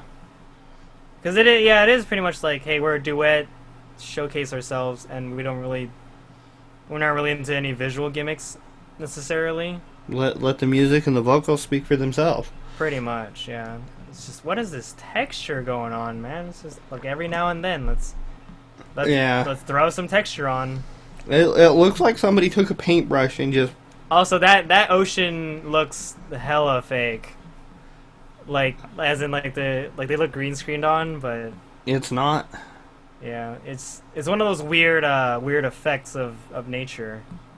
It's actually real, which is, yeah. Yeah, because at points the ocean doesn't look like it's moving like an actual ocean, but it is. Yeah. It's like when Pareoa Emerald came out, and it's like water does not look that aqua, okay, but guess what? It does. Yeah. It was really beautiful. It's fantastic. I Man, do summer kinda- is great. Yeah. I kind of like the other outfits, or, well, maybe not so much the outfits, but the hair that Like the other Saya Saya has in Or the you're gonna have to refresh my memory here. the one Saya on the- is on the right. the one with the red streaks, Yeah. or the one with the red bottom half of Yeah. hair. Okay. Yeah. The one with the black. Actually, it's Well- easy. It's like, yeah, black hair or blonde hair, and it's like, okay. Yeah. Short blonde hair, long It is black hair. the blonde is IU. It's IU. Yeah. Oh snap! That's some Hamasaki right there. She's got the short blonde hair. She's going for it. No. No. No. Yeah, thank goodness she's not going for it. But The clothes are all wrong there. yeah, that too. Like The IU attitude's IU not wouldn't wear there. that. But she, at one point in the PV, Saya's got this like traditional, I guess, kind of hairstyle. Goddamn filter. Traditional? What do you mean by that? Right around 310, 305. Let's see. It's almost like a Chinese traditional though, more than a Japanese. When she's still in her... Oh, Saya. My bad. Yeah. I was looking at IU, and I was like, what are you talking about? I really like the song. I don't know what to call that, because that's just straight up like... I left my side bangs open, and I pulled the long part back, and then tied it up. Yeah.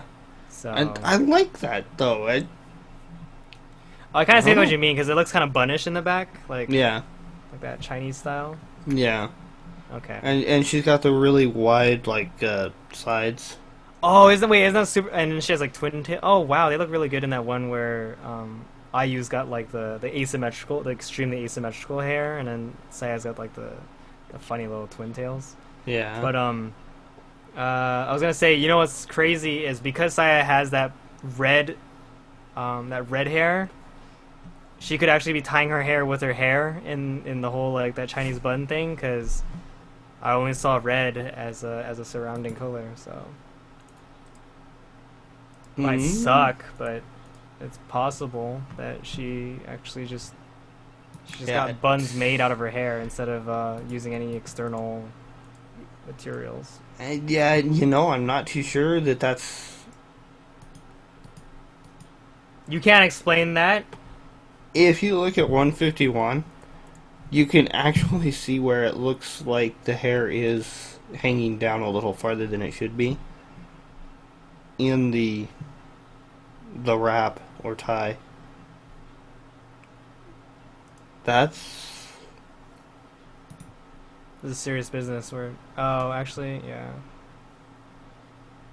Turn around. I'm gonna go study this later. Okay, I paused it on the right side of the screen. I think it's possible, dude. I think it. Yeah. Yeah, just that is her hair made up of her hair. I've seen him do it, but that's kind of, if that's true, that's interesting. That's okay. That's good. That's cool. Let's call this show Saya's hair. His last show was Yokoyama Norika's hair. I saw that. Like, whoops, we're just gonna talk about hair. But yeah, I mean, I really like this song. It's just a nice, mellow R&B? Question mark? Question mark? Ron Burgundy? Yeah, so, I'm not sure what to call their style. It's not rap, it's not exactly pop. Yeah, it's not exactly... I mean, it's a good blend of everything. I don't know that I could exactly call it R&B, though, either, so... Yeah. Trust Fukuoka. Yeah. I mean, that was a pleasant song. And a fairly pleasant PV, just chilling. That is her hair.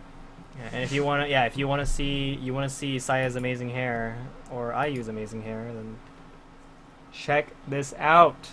That is her hair. In one of the other seats, you can see where she's got a single ponytail. You can tell that she wrapped the hair around it. All right, good. That's freaking cool. She made her hair with her hair. That should be the show title. I'll write that down. That's freaking awesome. That was Daisuke by Fantarime. So go check that out. Recommended. I love this song. I'd have to say that one and Eye of the Lies are probably favorites.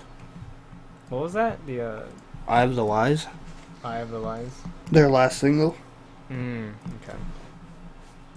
Next up, we're going to be talking about Tsubasa Fly and their PV Unforgettable Days. Your laptop just stopped being hot, didn't it? My computer, yeah, it just... God, I hope so. I'm melting. Yeah, summer's rough. Yeah. For podcasting, unless you're in a studio, which obviously we don't have. Or you got central air, which I don't. Ouch. All right, so Unforgettable Days by Tsubasa Fly. Yeah, apparently this is their third single. Okay. I guess. I thought Tsubasa Fly, or second single. Unforgettable Days, Fly Again. I thought Tsubasa Fly had been around longer. Does this say the man with a mission composed this? Not sure. Or like they contributed to it? Possibly. That's what I'm trying to read in the description. But I feel like Man with a Mission's funny because they're these dudes who just wear wolf masks and they play and sing everything normally. Well, maybe they lip sync, quote unquote lip sync, because they have wolf heads on. But yeah, I don't know that kanji, so. Wait, what? Candy? I don't know the kanji before Man with a Mission. I don't know it. Oh yeah, like Konsaku. Shit. Again, I need to work on my Japanese. This is terrible. Because I think that kanji means like this time's production, like because the second kanji is for like writing or to make. Anyway, let's not be stuck on that. Let's talk about the actual PV. The song opened up pretty interestingly. I was like, whoa. Then again, I don't know, like... Yeah, I don't really know anything about Tsubasa Fly, so... Yeah, me either. So, yeah. Whoa! I don't know anything about them either, so they're kind of... Okay. Are they an idol group? I guess they were a 2-member group, and they started in 2012. Huh. Okay. They started by performing on stage at the event Heiwajima Boat Race in Ota. And I guess boat raced Wota? Is that what you said? No, boat race in Ota, Boat Japan. race in Ota. Oh, Ota. Yeah. Where is that? I'm not sure. And I guess they expanded from there. Okay. Oh, Gunma? Maybe. Who knows? They released a song in January that was written and composed by Matsukuma Kenta from Scrambles, who also produces artists like Biff. Oh, okay. That kind of, that explains some things. Yeah. I like this. I see rock tune, as in like rock tunes. Yeah. Yeah, like this is pretty cool. Yeah, this is it's a little heavier. Definitely. A little heavier. It's quite a bit heavier than... It's not as heavy as Baby Metal, Draco. But, yeah, no, I agree with you. In the sense of, heavy rock. Yeah. For a pop song? Yes. Yeah, it's more rock. So. It's more rock. I wouldn't say it's metal, but it's definitely rock. And you know what? This is a PV, to me, that says we know how to do lighting changes. Yeah, I don't actually like the light wall behind them. Oh, screw you. But... it can be distracting. Yeah, and kind of painful at times. Mina Daisuke record is the label apparently. Yeah. Yeah, because I was gonna say what I did like was the fact that they would go between, say, like the light wall and the speakers, and they'd have like I guess their shoes on, and then it'd go to like the whole barefoot thing where it's completely whited out with a huge flooding of white in the back. Yeah. At least that like to me was like a consistent theme, going on. So that was neat. But yeah, I mean it's definitely a good use of lighting. It wasn't like a hue change or like a filter change, like let's be sepia one time, let's be like hard burn-in this time, like high contrast this other time. Yeah, this was straight up like let's keep the color and the lighting similar throughout the entire thing. I think what helped though is that it's they were simple with the colors. It was much more monochrome. Yeah, it's definitely black and white. Yeah, so because of that, the switches between like one dance scene and another dance scene, which was a different setting, was not as jarring. So yeah, it's good. But yeah, It's real good. That was a fun song, I like it. and that was a neat PV. I can't. There's not a whole lot to it. That pretty much is the PV. Yeah, that's pretty much it. That's Unforgettable Days by Tsubasa Fly. I forgot him. Oh, you forgot about the days already? Yep. Well, that's kind of jacked up, man. But it's okay, because next up we're going to talk about Suribit and their PV Odoroyo Fish. Fish. And I think that means like dancing fish. Fish. Yeah, fishu. Fishu. Fish, and more fish. Yeah. Does Suribit have a like fishing meaning? I forget if we talked about this or not. Well, I read their thing on J-pop idols, and it's like Suribit are a fisher group. They are a fisher group. They're a fishing group. Yeah. In addition to their activities as idols, the members of Suribit aim to become good fisher women. Oh my God! What?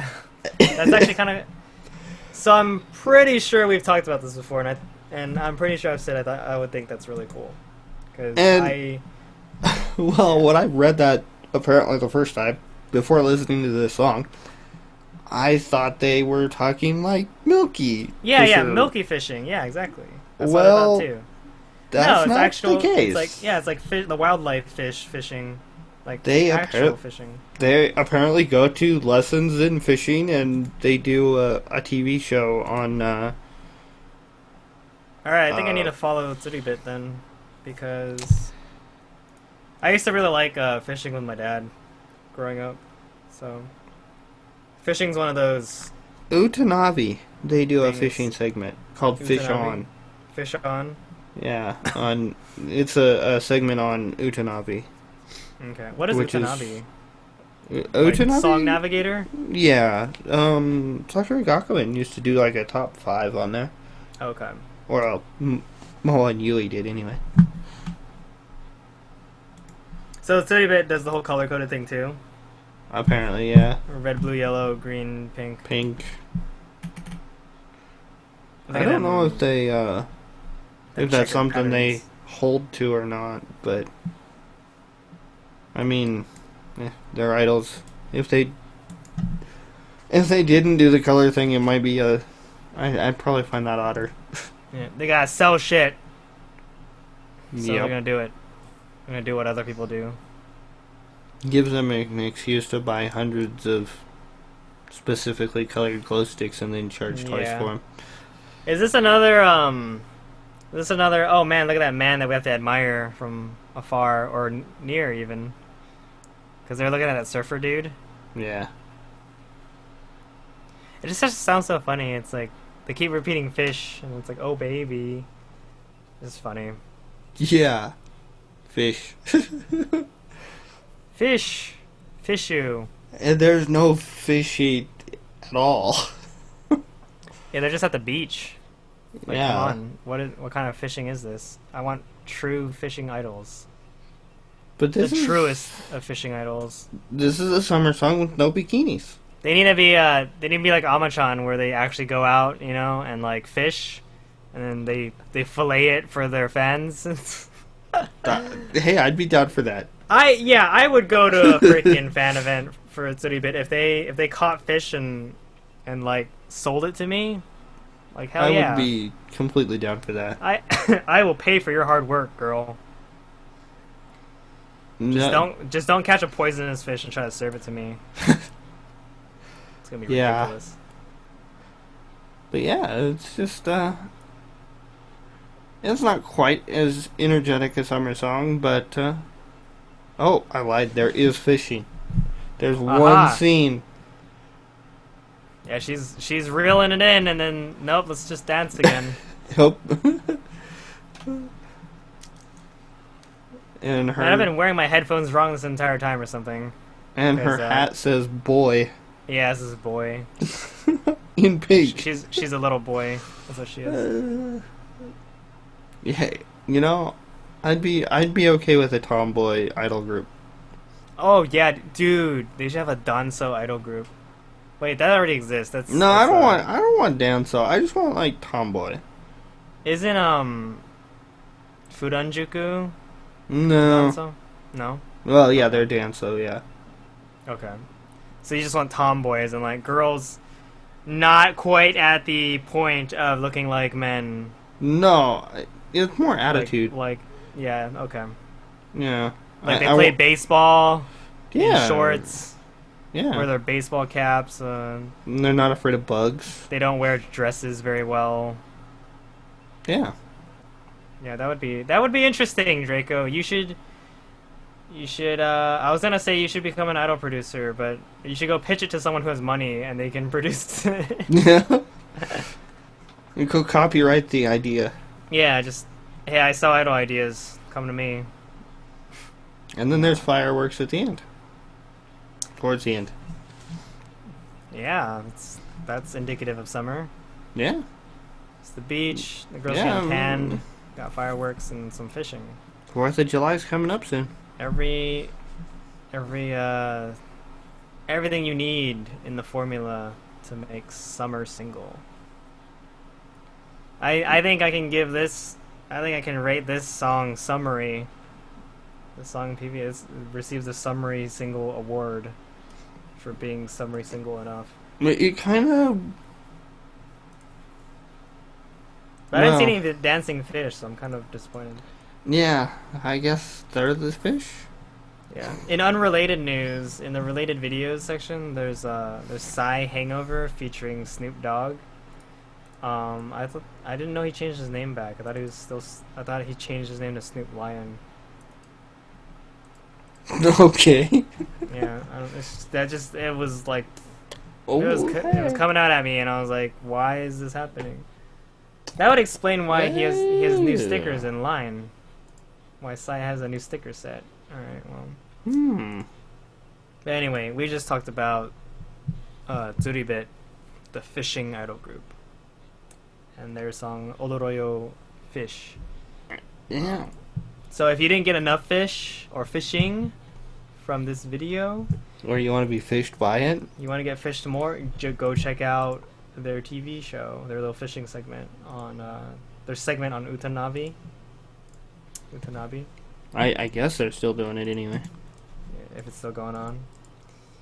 Alright, so last but not least, we're going to talk about Necronomi Idol. Necronom Idol. Yeah, Necronom Idol. Necronom Necronomicon Idol. Necronomicon Idol. That's exactly what it reminds me of, is Necronomicon. Yeah, but how do you pronounce this shit? Yeah, best I can say is Necronom Idol. Necronom Idol. Necronom Idol. Yeah, yeah. Alright, this is stupid. So, Necro Idol? So, Atai no Tsumeato is... Atai no Tsumeato is the name of the MV/PV. By Dead Idols, whatever. I cannot think of the style Necro Idols. song that they use in this. Sounds It's kinda not- creepy. It's not Inca. Yeah, it's not. It's Oh Jesus. Oh. Oh man, yeah. What is this? Like but I can't- it's like a unique Japanese choir, right? Yeah, it's almost a chanting, singing. Yeah. But it's definitely kind of got the occult feel to it.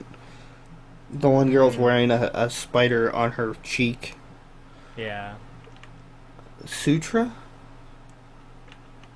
Okay. Sutra? Maybe. Oh.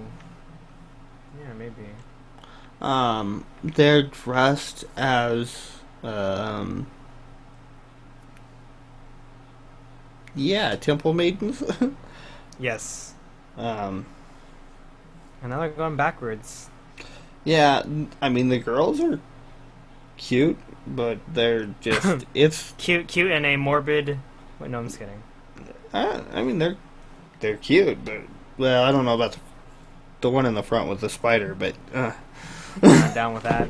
no, I hate spiders. Those are short. Those are short dresses. Yeah. This is not typical Shrine Maiden attire. Just letting everyone know. No, definitely not. Yeah. The top half maybe, the bottom half no. Yeah, bottom half not so much. But yeah, I kind of like the dichotomy of the song. You know, the very dark, very almost. And you got the modern instruments of like the electric guitar and the drums and everything. Almost an evil feel to the PV. Yeah. And then you've got the like almost rock instrumentals with this very high pitched chanting, singing. Yeah. I really like the massive difference in style. This is like what I would do. Well, not song wise, but like the video wise, because I'm seeing the scene, like just random scenes of insects. The girl reaches out. One girl comes from behind the tree trunk, and then she's like blinking all rapidly. There's a cemetery and stuff. This is some filler shit you do in order to like semi-create symbolism. Yeah. When you're working on your senior high school project. But anyway, I mean, I have to compliment them on their like attempt or venture into this like style of music. I'm personally not too big of a fan. Like, this is not music I would normally listen to. Yeah. It's fitting for the style of the PV, but yeah, it's definitely not typical by any means. Yeah. It's but I kind of like it. Maybe good soundtrack music. Yeah, I mean it's got its again, it's got its style. It has its merits. But shit, man, like I don't want to the demons coming out of my MP3 player, like I don't want that happening, so Oh wow, total ripoff right there. What? Check the ones. Check the second girl's hip as she comes down the stairs. The second girl's hip? Yeah. Just watch. Watch when she comes down the stairs. At the end? Yeah. Okay, well, it's still going. Oh, the mask? Yeah. Are you saying that they are, that's a total rip-off. of Baby Metal? Yeah. I mean, kitsune masks. Those exist. That looks like what they've used on stage, though. That's... They bought a Baby Metal mask and then they... Although that kind of looks like it might be wooden. I'm pretty sure the ones that Baby Metal uses are plastic. Plastic, yeah. Who knows? But yeah, I like it, but I don't know if I could get behind it. The group, I just... Yeah, no, same here. And the thing is, I watched this one before I went and checked the rest of their stuff out. Yeah. And they have a cover of Nerve. Oh, well, everyone has a cover of Nerve at this point. Yeah, but after watching the first PV and then watching this one where they're dancing, it's just like... That doesn't really fit. Like, wait a minute. That what are you doing? Doesn't seem right. Yeah. Yeah, maybe, I don't know, who knows? Maybe if I ever see them live, I'll be like, holy shit, I'm a big fan now, But at the same time, I kind of understand it, because, you know, Biss and this are somewhat similar. Yeah, they're, in the sense of, like, they're out there, they're like groups that try to find a niche or a gimmick. Yeah, they're unique within community. Unique within the unique. A niche in a niche. Yeah. But I'm not sure if I'll ever get into the group itself. Yeah, same here. That song really drained me. Like, I think a demon came out and like attacked my soul. It's crazy. Or maybe one got One's inside me right now. exorcised. Yeah, or I got exorcised of the demons. But yeah, it's pretty good. Alright, so that was Atai no Tsumeato by Necronominal. I need to find some goddamn katakana or something for this, because this is ridiculous. I don't think I'm gonna keep calling them Necronominal unless that's how I'm supposed to pronounce it. Their channel, where we just got the PV from. Necro no Maidoru. Okay. Necro no Maidol. Maidol. When you got cramps, take Maidol. But they use 2 eyes. What? Maidol? Yeah, or is that it? Moo? Is that me What? or Moo? What are you talking? The katakana. Me or Moo? Yeah. Neither of those are in this name. It's Nekuro no Maidoru. Ma, okay. Yeah. Yeah, that's the that would be the katakana for Ma. Okay. Yeah, because Maidol, Maidol is Midol. It's for relief of your menstrual symptoms. Okay. Oh my god, it's Necro no Maidol. Isn't there an NSK show that has Maidol in the title or something? I don't know if I should repeat this joke. I don't know. Whatever, let's take note of that. Necronome. Necronomidol. Christ. Oh. Alright, let's try to wrap the show up with the idol news. In HP News, Morning with Smith 1-4 member Michige Sayumi is going to be releasing a personal book. This is a really weird format. Michige Sayumi personal book, quote unquote Sayu, on July 13th. As you know, God damn it, sorry. I keep wanting to say Michige. Michige. Oh, I say it really like slurred and fast. Michige Sayumi is going to be graduating later this year. So the date of the release of this book actually corresponds to her 25th birthday. Oh my gosh, she's turning 25.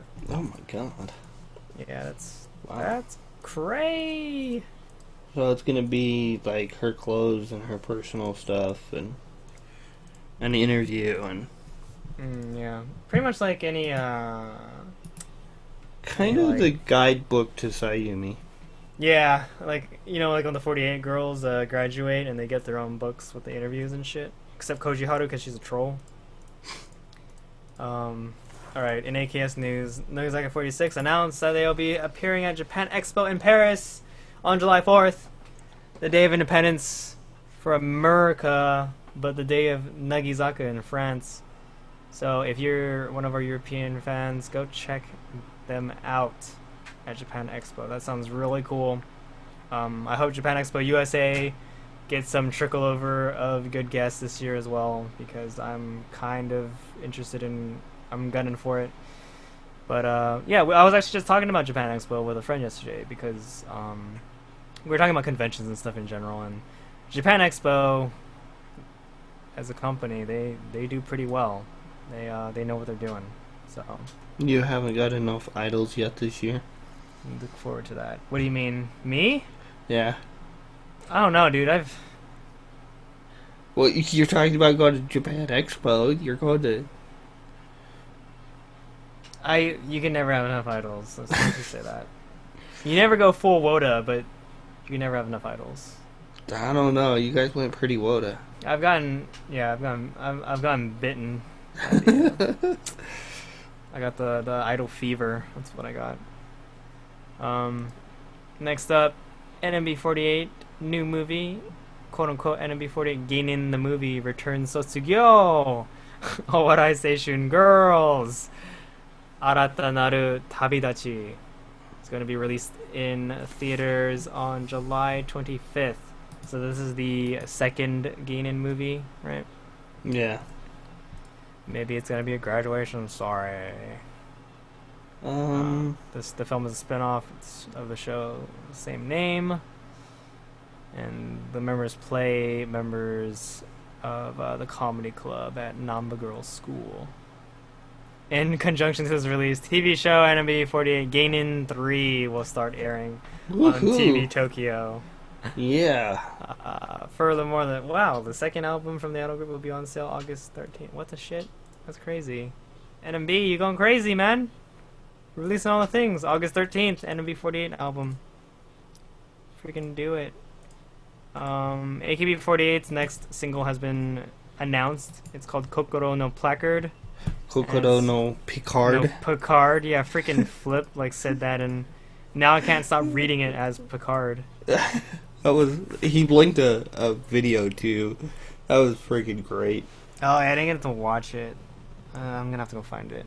But August 27th is when that single's coming out, and so go check that out, and go check out NB48's second album on August 13th.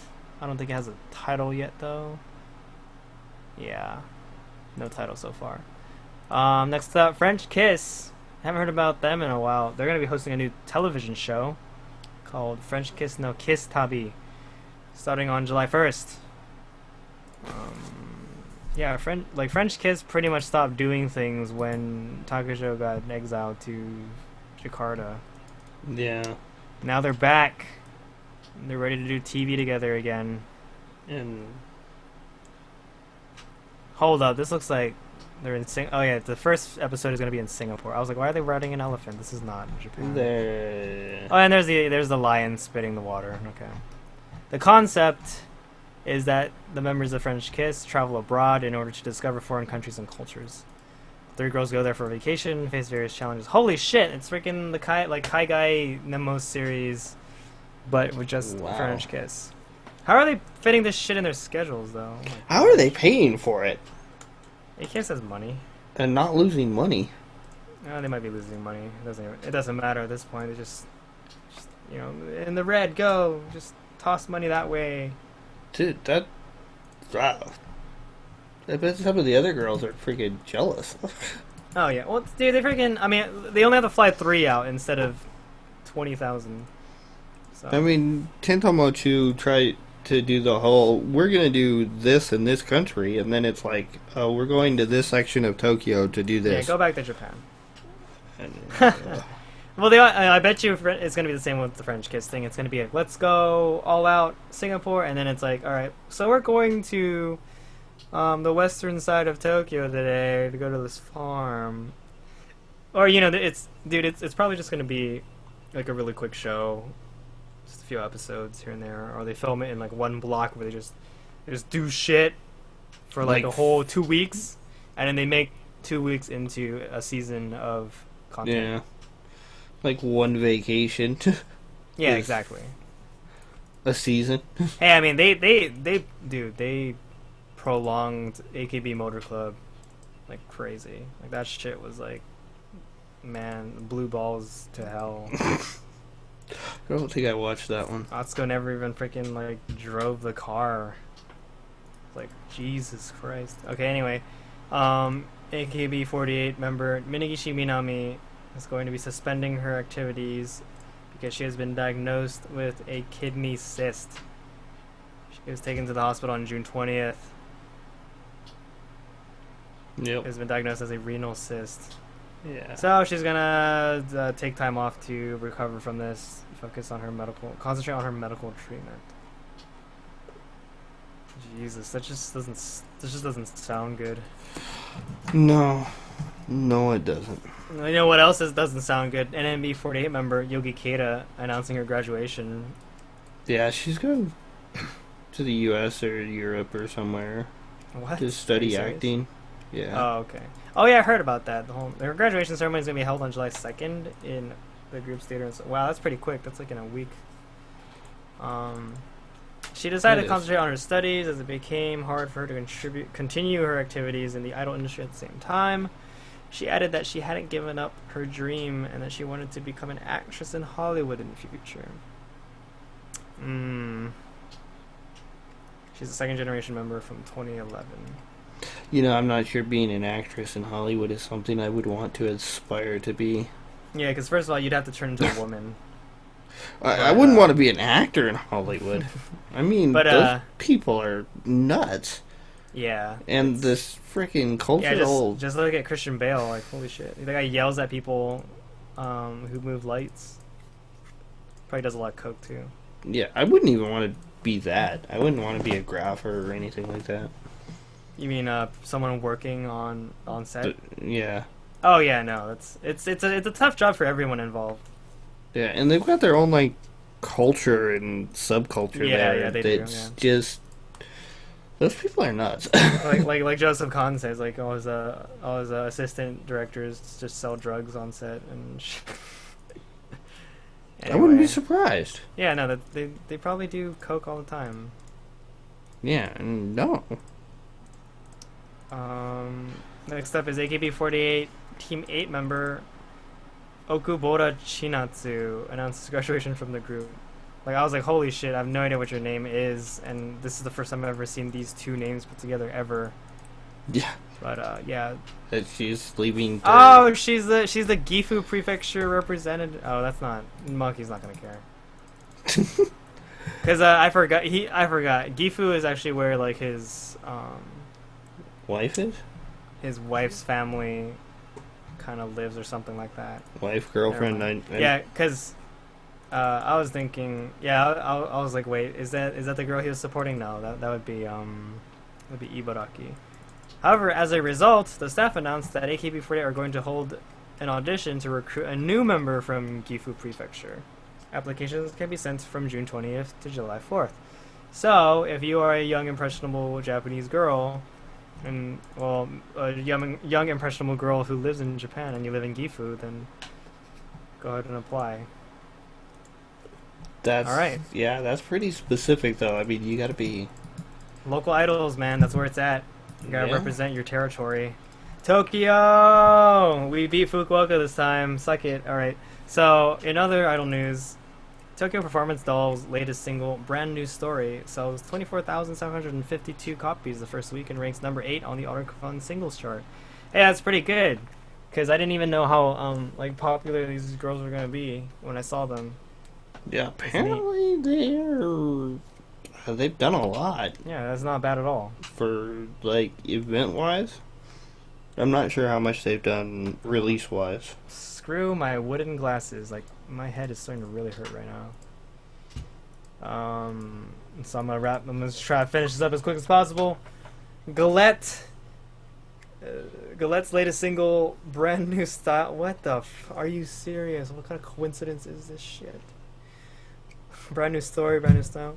Galette's latest single, Brand New Style, sells 3,964 copies the first week and ranks number 21 on the Oricon singles chart. Alright, that's more like it. That's Indie Idol. Yeah. There you go. So if you want to be as hipster as possible, go support Station, actually. Go support Jewel Kiss. Yeah, go support Jewel Kiss. Next up, Tsubasa Fly is going to be releasing a new single. Wait, we just talked about this. Unforgettable Days. Earlier we told you our impressions of Unforgettable Days. That's coming out on July 8th. And also earlier, Tsuribet's Odoroyo Fish is coming out on July 30th. So look forward to those two, July 8th, July 30th. Unforgettable Days and Odoroyo Fish. Next up, Backstage Sotokan Ichome. They're releasing a new single, Station Chronicle / Harinezumi to Jelly Bee. Oh, that sounds kind of cute. On August 27th. It's going to be competing with... Oh. You don't really compete with Kokoro no Placard, do you? Same day release. How about that? Yeah, it's going to be competing and it's going to fail miserably. So there's a limited edition in Type A and Type B. Is that correct? Yeah. What the hell? This cover looks so different from what I would expect. Look at 80 Nagisa. Holy shit. Oh man, yeah, and it's funny. Oh, okay. I was about to say I don't know any of these girls besides 80 Nagisa and like the bitch, but there's a girl between them who's really cute and tends to get number 2, number 1. She's like I guess she's like the Oshima Yuko of the group or something. All right. How does AD Nagisa even? How does she even in? Get in? Because she's awesome, dude. Yeah, I mean, you got... One day, Draco, you will understand. You will go to Backstage Pass, and you will sit at that table. You'll order a pine juice, and AD Nagisa will come and chat you up. No, I will not order pine juice. Why not? You have to order a drink when you get there, dude. It won't be pine juice. Alright, fine. Yeah. You can order whatever you want. I'm allergic enough to pine as it is. I don't need to be drinking this. Wait, stuff. like pineapple or pine cones? Pine trees. See, pine... I got you, because pine juice is actually made of pineapples. Oh, well, okay then. It's a Japanese way to say pineapple or whatever. Okay. Yeah. Okay, you know, like, yeah. Paruru to pine dochi ga ii? Like, I don't even know why she compares herself to a pineapple. I don't understand. Anyway, Star Mary is adding 3 new members to their group. Because they can. Pokey on the outside, but sweet on the inside? Oh, what? No. I don't know! No, that was from this, like, clip. Where was she? Was it London Hearts or something? I don't know. Oriental Radio. Have you heard of that comedy duo? It's the one where there's that one guy who's, like, really obnoxious. Like, he's Charai, I think, is what they call him. I might have heard of him, but I... And then the other guy is, like, the guy Atsuko, or the guy Atchan. Like his nickname is Atchan or whatever, but, Oh, I think I've seen him. I don't know. Yeah. They've done some stuff with AKB before, or with idols and stuff like that. But there's it's just this clip where they get Paruru to say that to him, like, Paruru to pain dochi ga ii, you know, in like a cute way, and then he like flips out and like stomps on the ground, and he's like, Paruru! I love that clip, it's fantastic. Alright, so yeah, Star Mary has expanded. They are now I believe this means they are now a 5-member group. Looks that way. Okay. They also added official Twitter accounts. Ah, yes. Official Twitter. So you can go follow them on @StarMary19, at Hiroka Starmary, at Monya_Starmary, and Kaede_Starmary.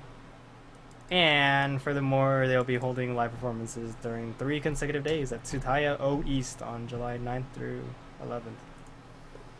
That wraps up the Idol News. If we have any questions, not really, because all it is from... I'm going to slaughter the way to pronounce your name. Said Shah. Hi, David Chang. Hi. Said Shah. Done. Get that out of here. Alright, so final word, Draco. Oh, actually, no. I have to plug all the holes in this podcast, right? I don't think you can plug them all. Can't plug them all, but check us out on Twitter. @Todave is me. @Draco60 is Draco. You can follow New School Kaidan account @NewSchoolKaidan. Big shout out to the attendees at Idol Matsuri that I saw wearing the Tiger Fire shirt, because that was really cool.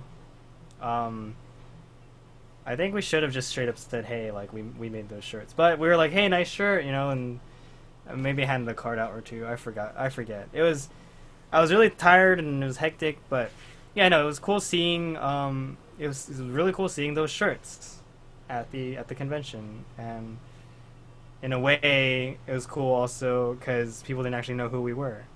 So it was like they found it and they didn't exactly know. Whatever. Anyway. So if you want to buy our shirts, go to milk-tee.com. Again, that's milk-tee.com, like as in t-shirt, not the drink. And you can also visit our Spreadshirt store, our personal Spreadshirt store at newschoolkaidan.com/store. This weekend we spent some time with one half of the Bakuhatsu Boys, Boy-kun. He is a part of BSGS BKHTS The TV. They air on Fridays at 7 p.m. Pacific. Check them out. They follow the evening show, the evening show with NSK. So Fridays are your idol show consumption days. Bonanza. Your idol bonanzas. Idol fan bonanzas. Check out selective-hearing.com. We had the pleasure of meeting superstar Steve Summers, who is a contributor, who's a writer at Selective Hearing. He's a fun guy to take selfies with. And go check out nihongogo.com for your Japanese entertainment news. If you're watching this podcast on YouTube, thank you very much. Please comment, like, share, favorite, subscribe to our channel for more videos and more podcasts. And you'll also get notified when we go live. And if you want to help out New School Kaidan, go to newschoolkaidan.com/contribute. Always looking out for writers, broadcasters, Web designers, graphic designers, graphic designers, interns, graphic designers, people who can fetch coffee,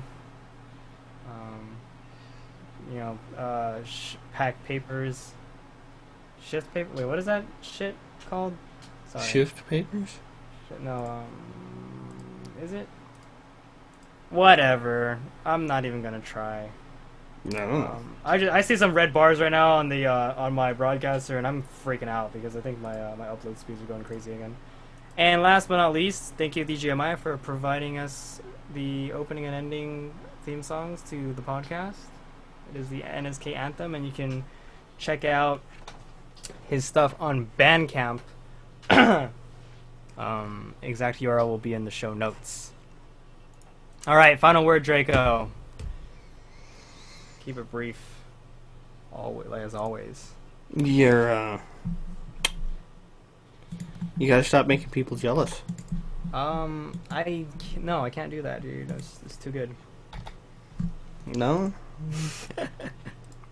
Don't worry, man. Plenty of people are not jealous. Yeah, the ones that were there. Oh, okay. Well, I'm glad that you had the impression that this is a really good event because as a first like idol event in North America. It was a success for us like as a site, and it was a success relatively. It was a success for the groups and for the convention itself. We'll see though. We'll see if this. I'm thinking next year is gonna happen again, but who knows?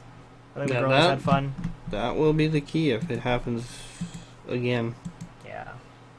Yes. So,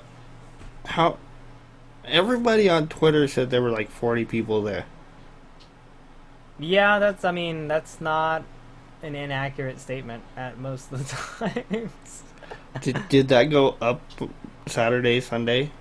I'm not sure because it looked like some people that I saw on Friday didn't come back, and then like there are new people on Saturday and Sunday, but so it was hard to keep track because what I was doing was like it was like running around and almost like feeling like staff at times.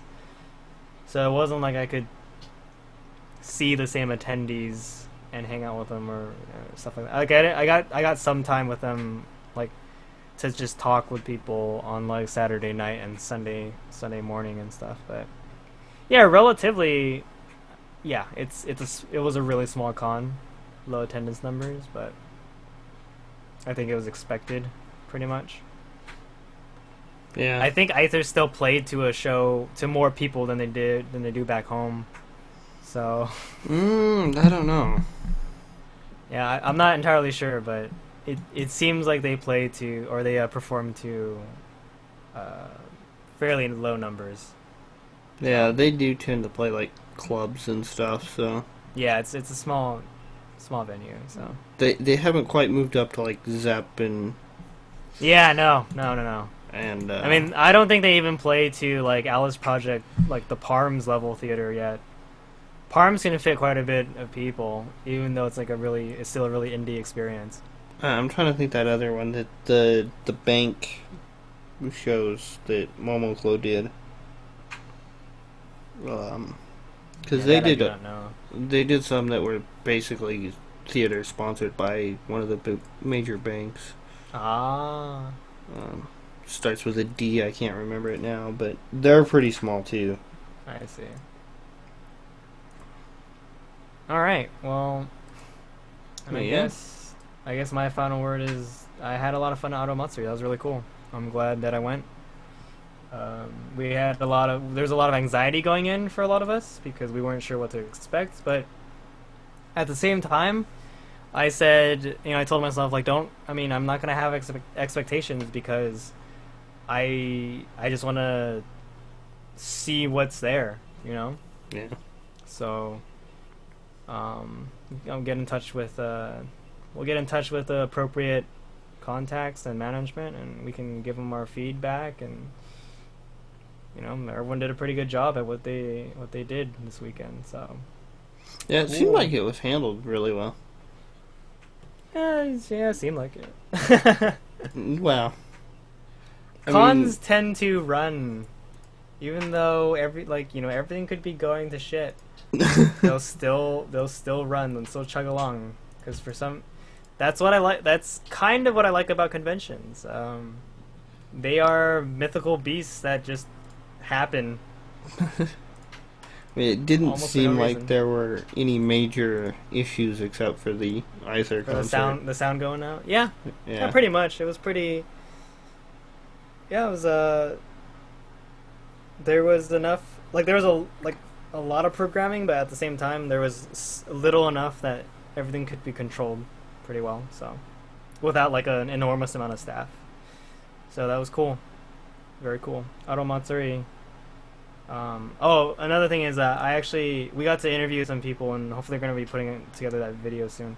But we got to interview people after the concert. Of course, after the concert, you're going to be hyped, right? But a lot of people, completely positive reviews of Auto Matsuri. They were, they all had like pretty good things to say. So I'm glad. I'm happy about that. So this was NSK Podcast, episode 194. Thank you very much, Charlie Draco Cowden, for joining me again. Yep. And for entertaining all of our loyal listeners. Join us next week when we talk about Japanese idols. Again. As always, see you guys later. Peace. Later.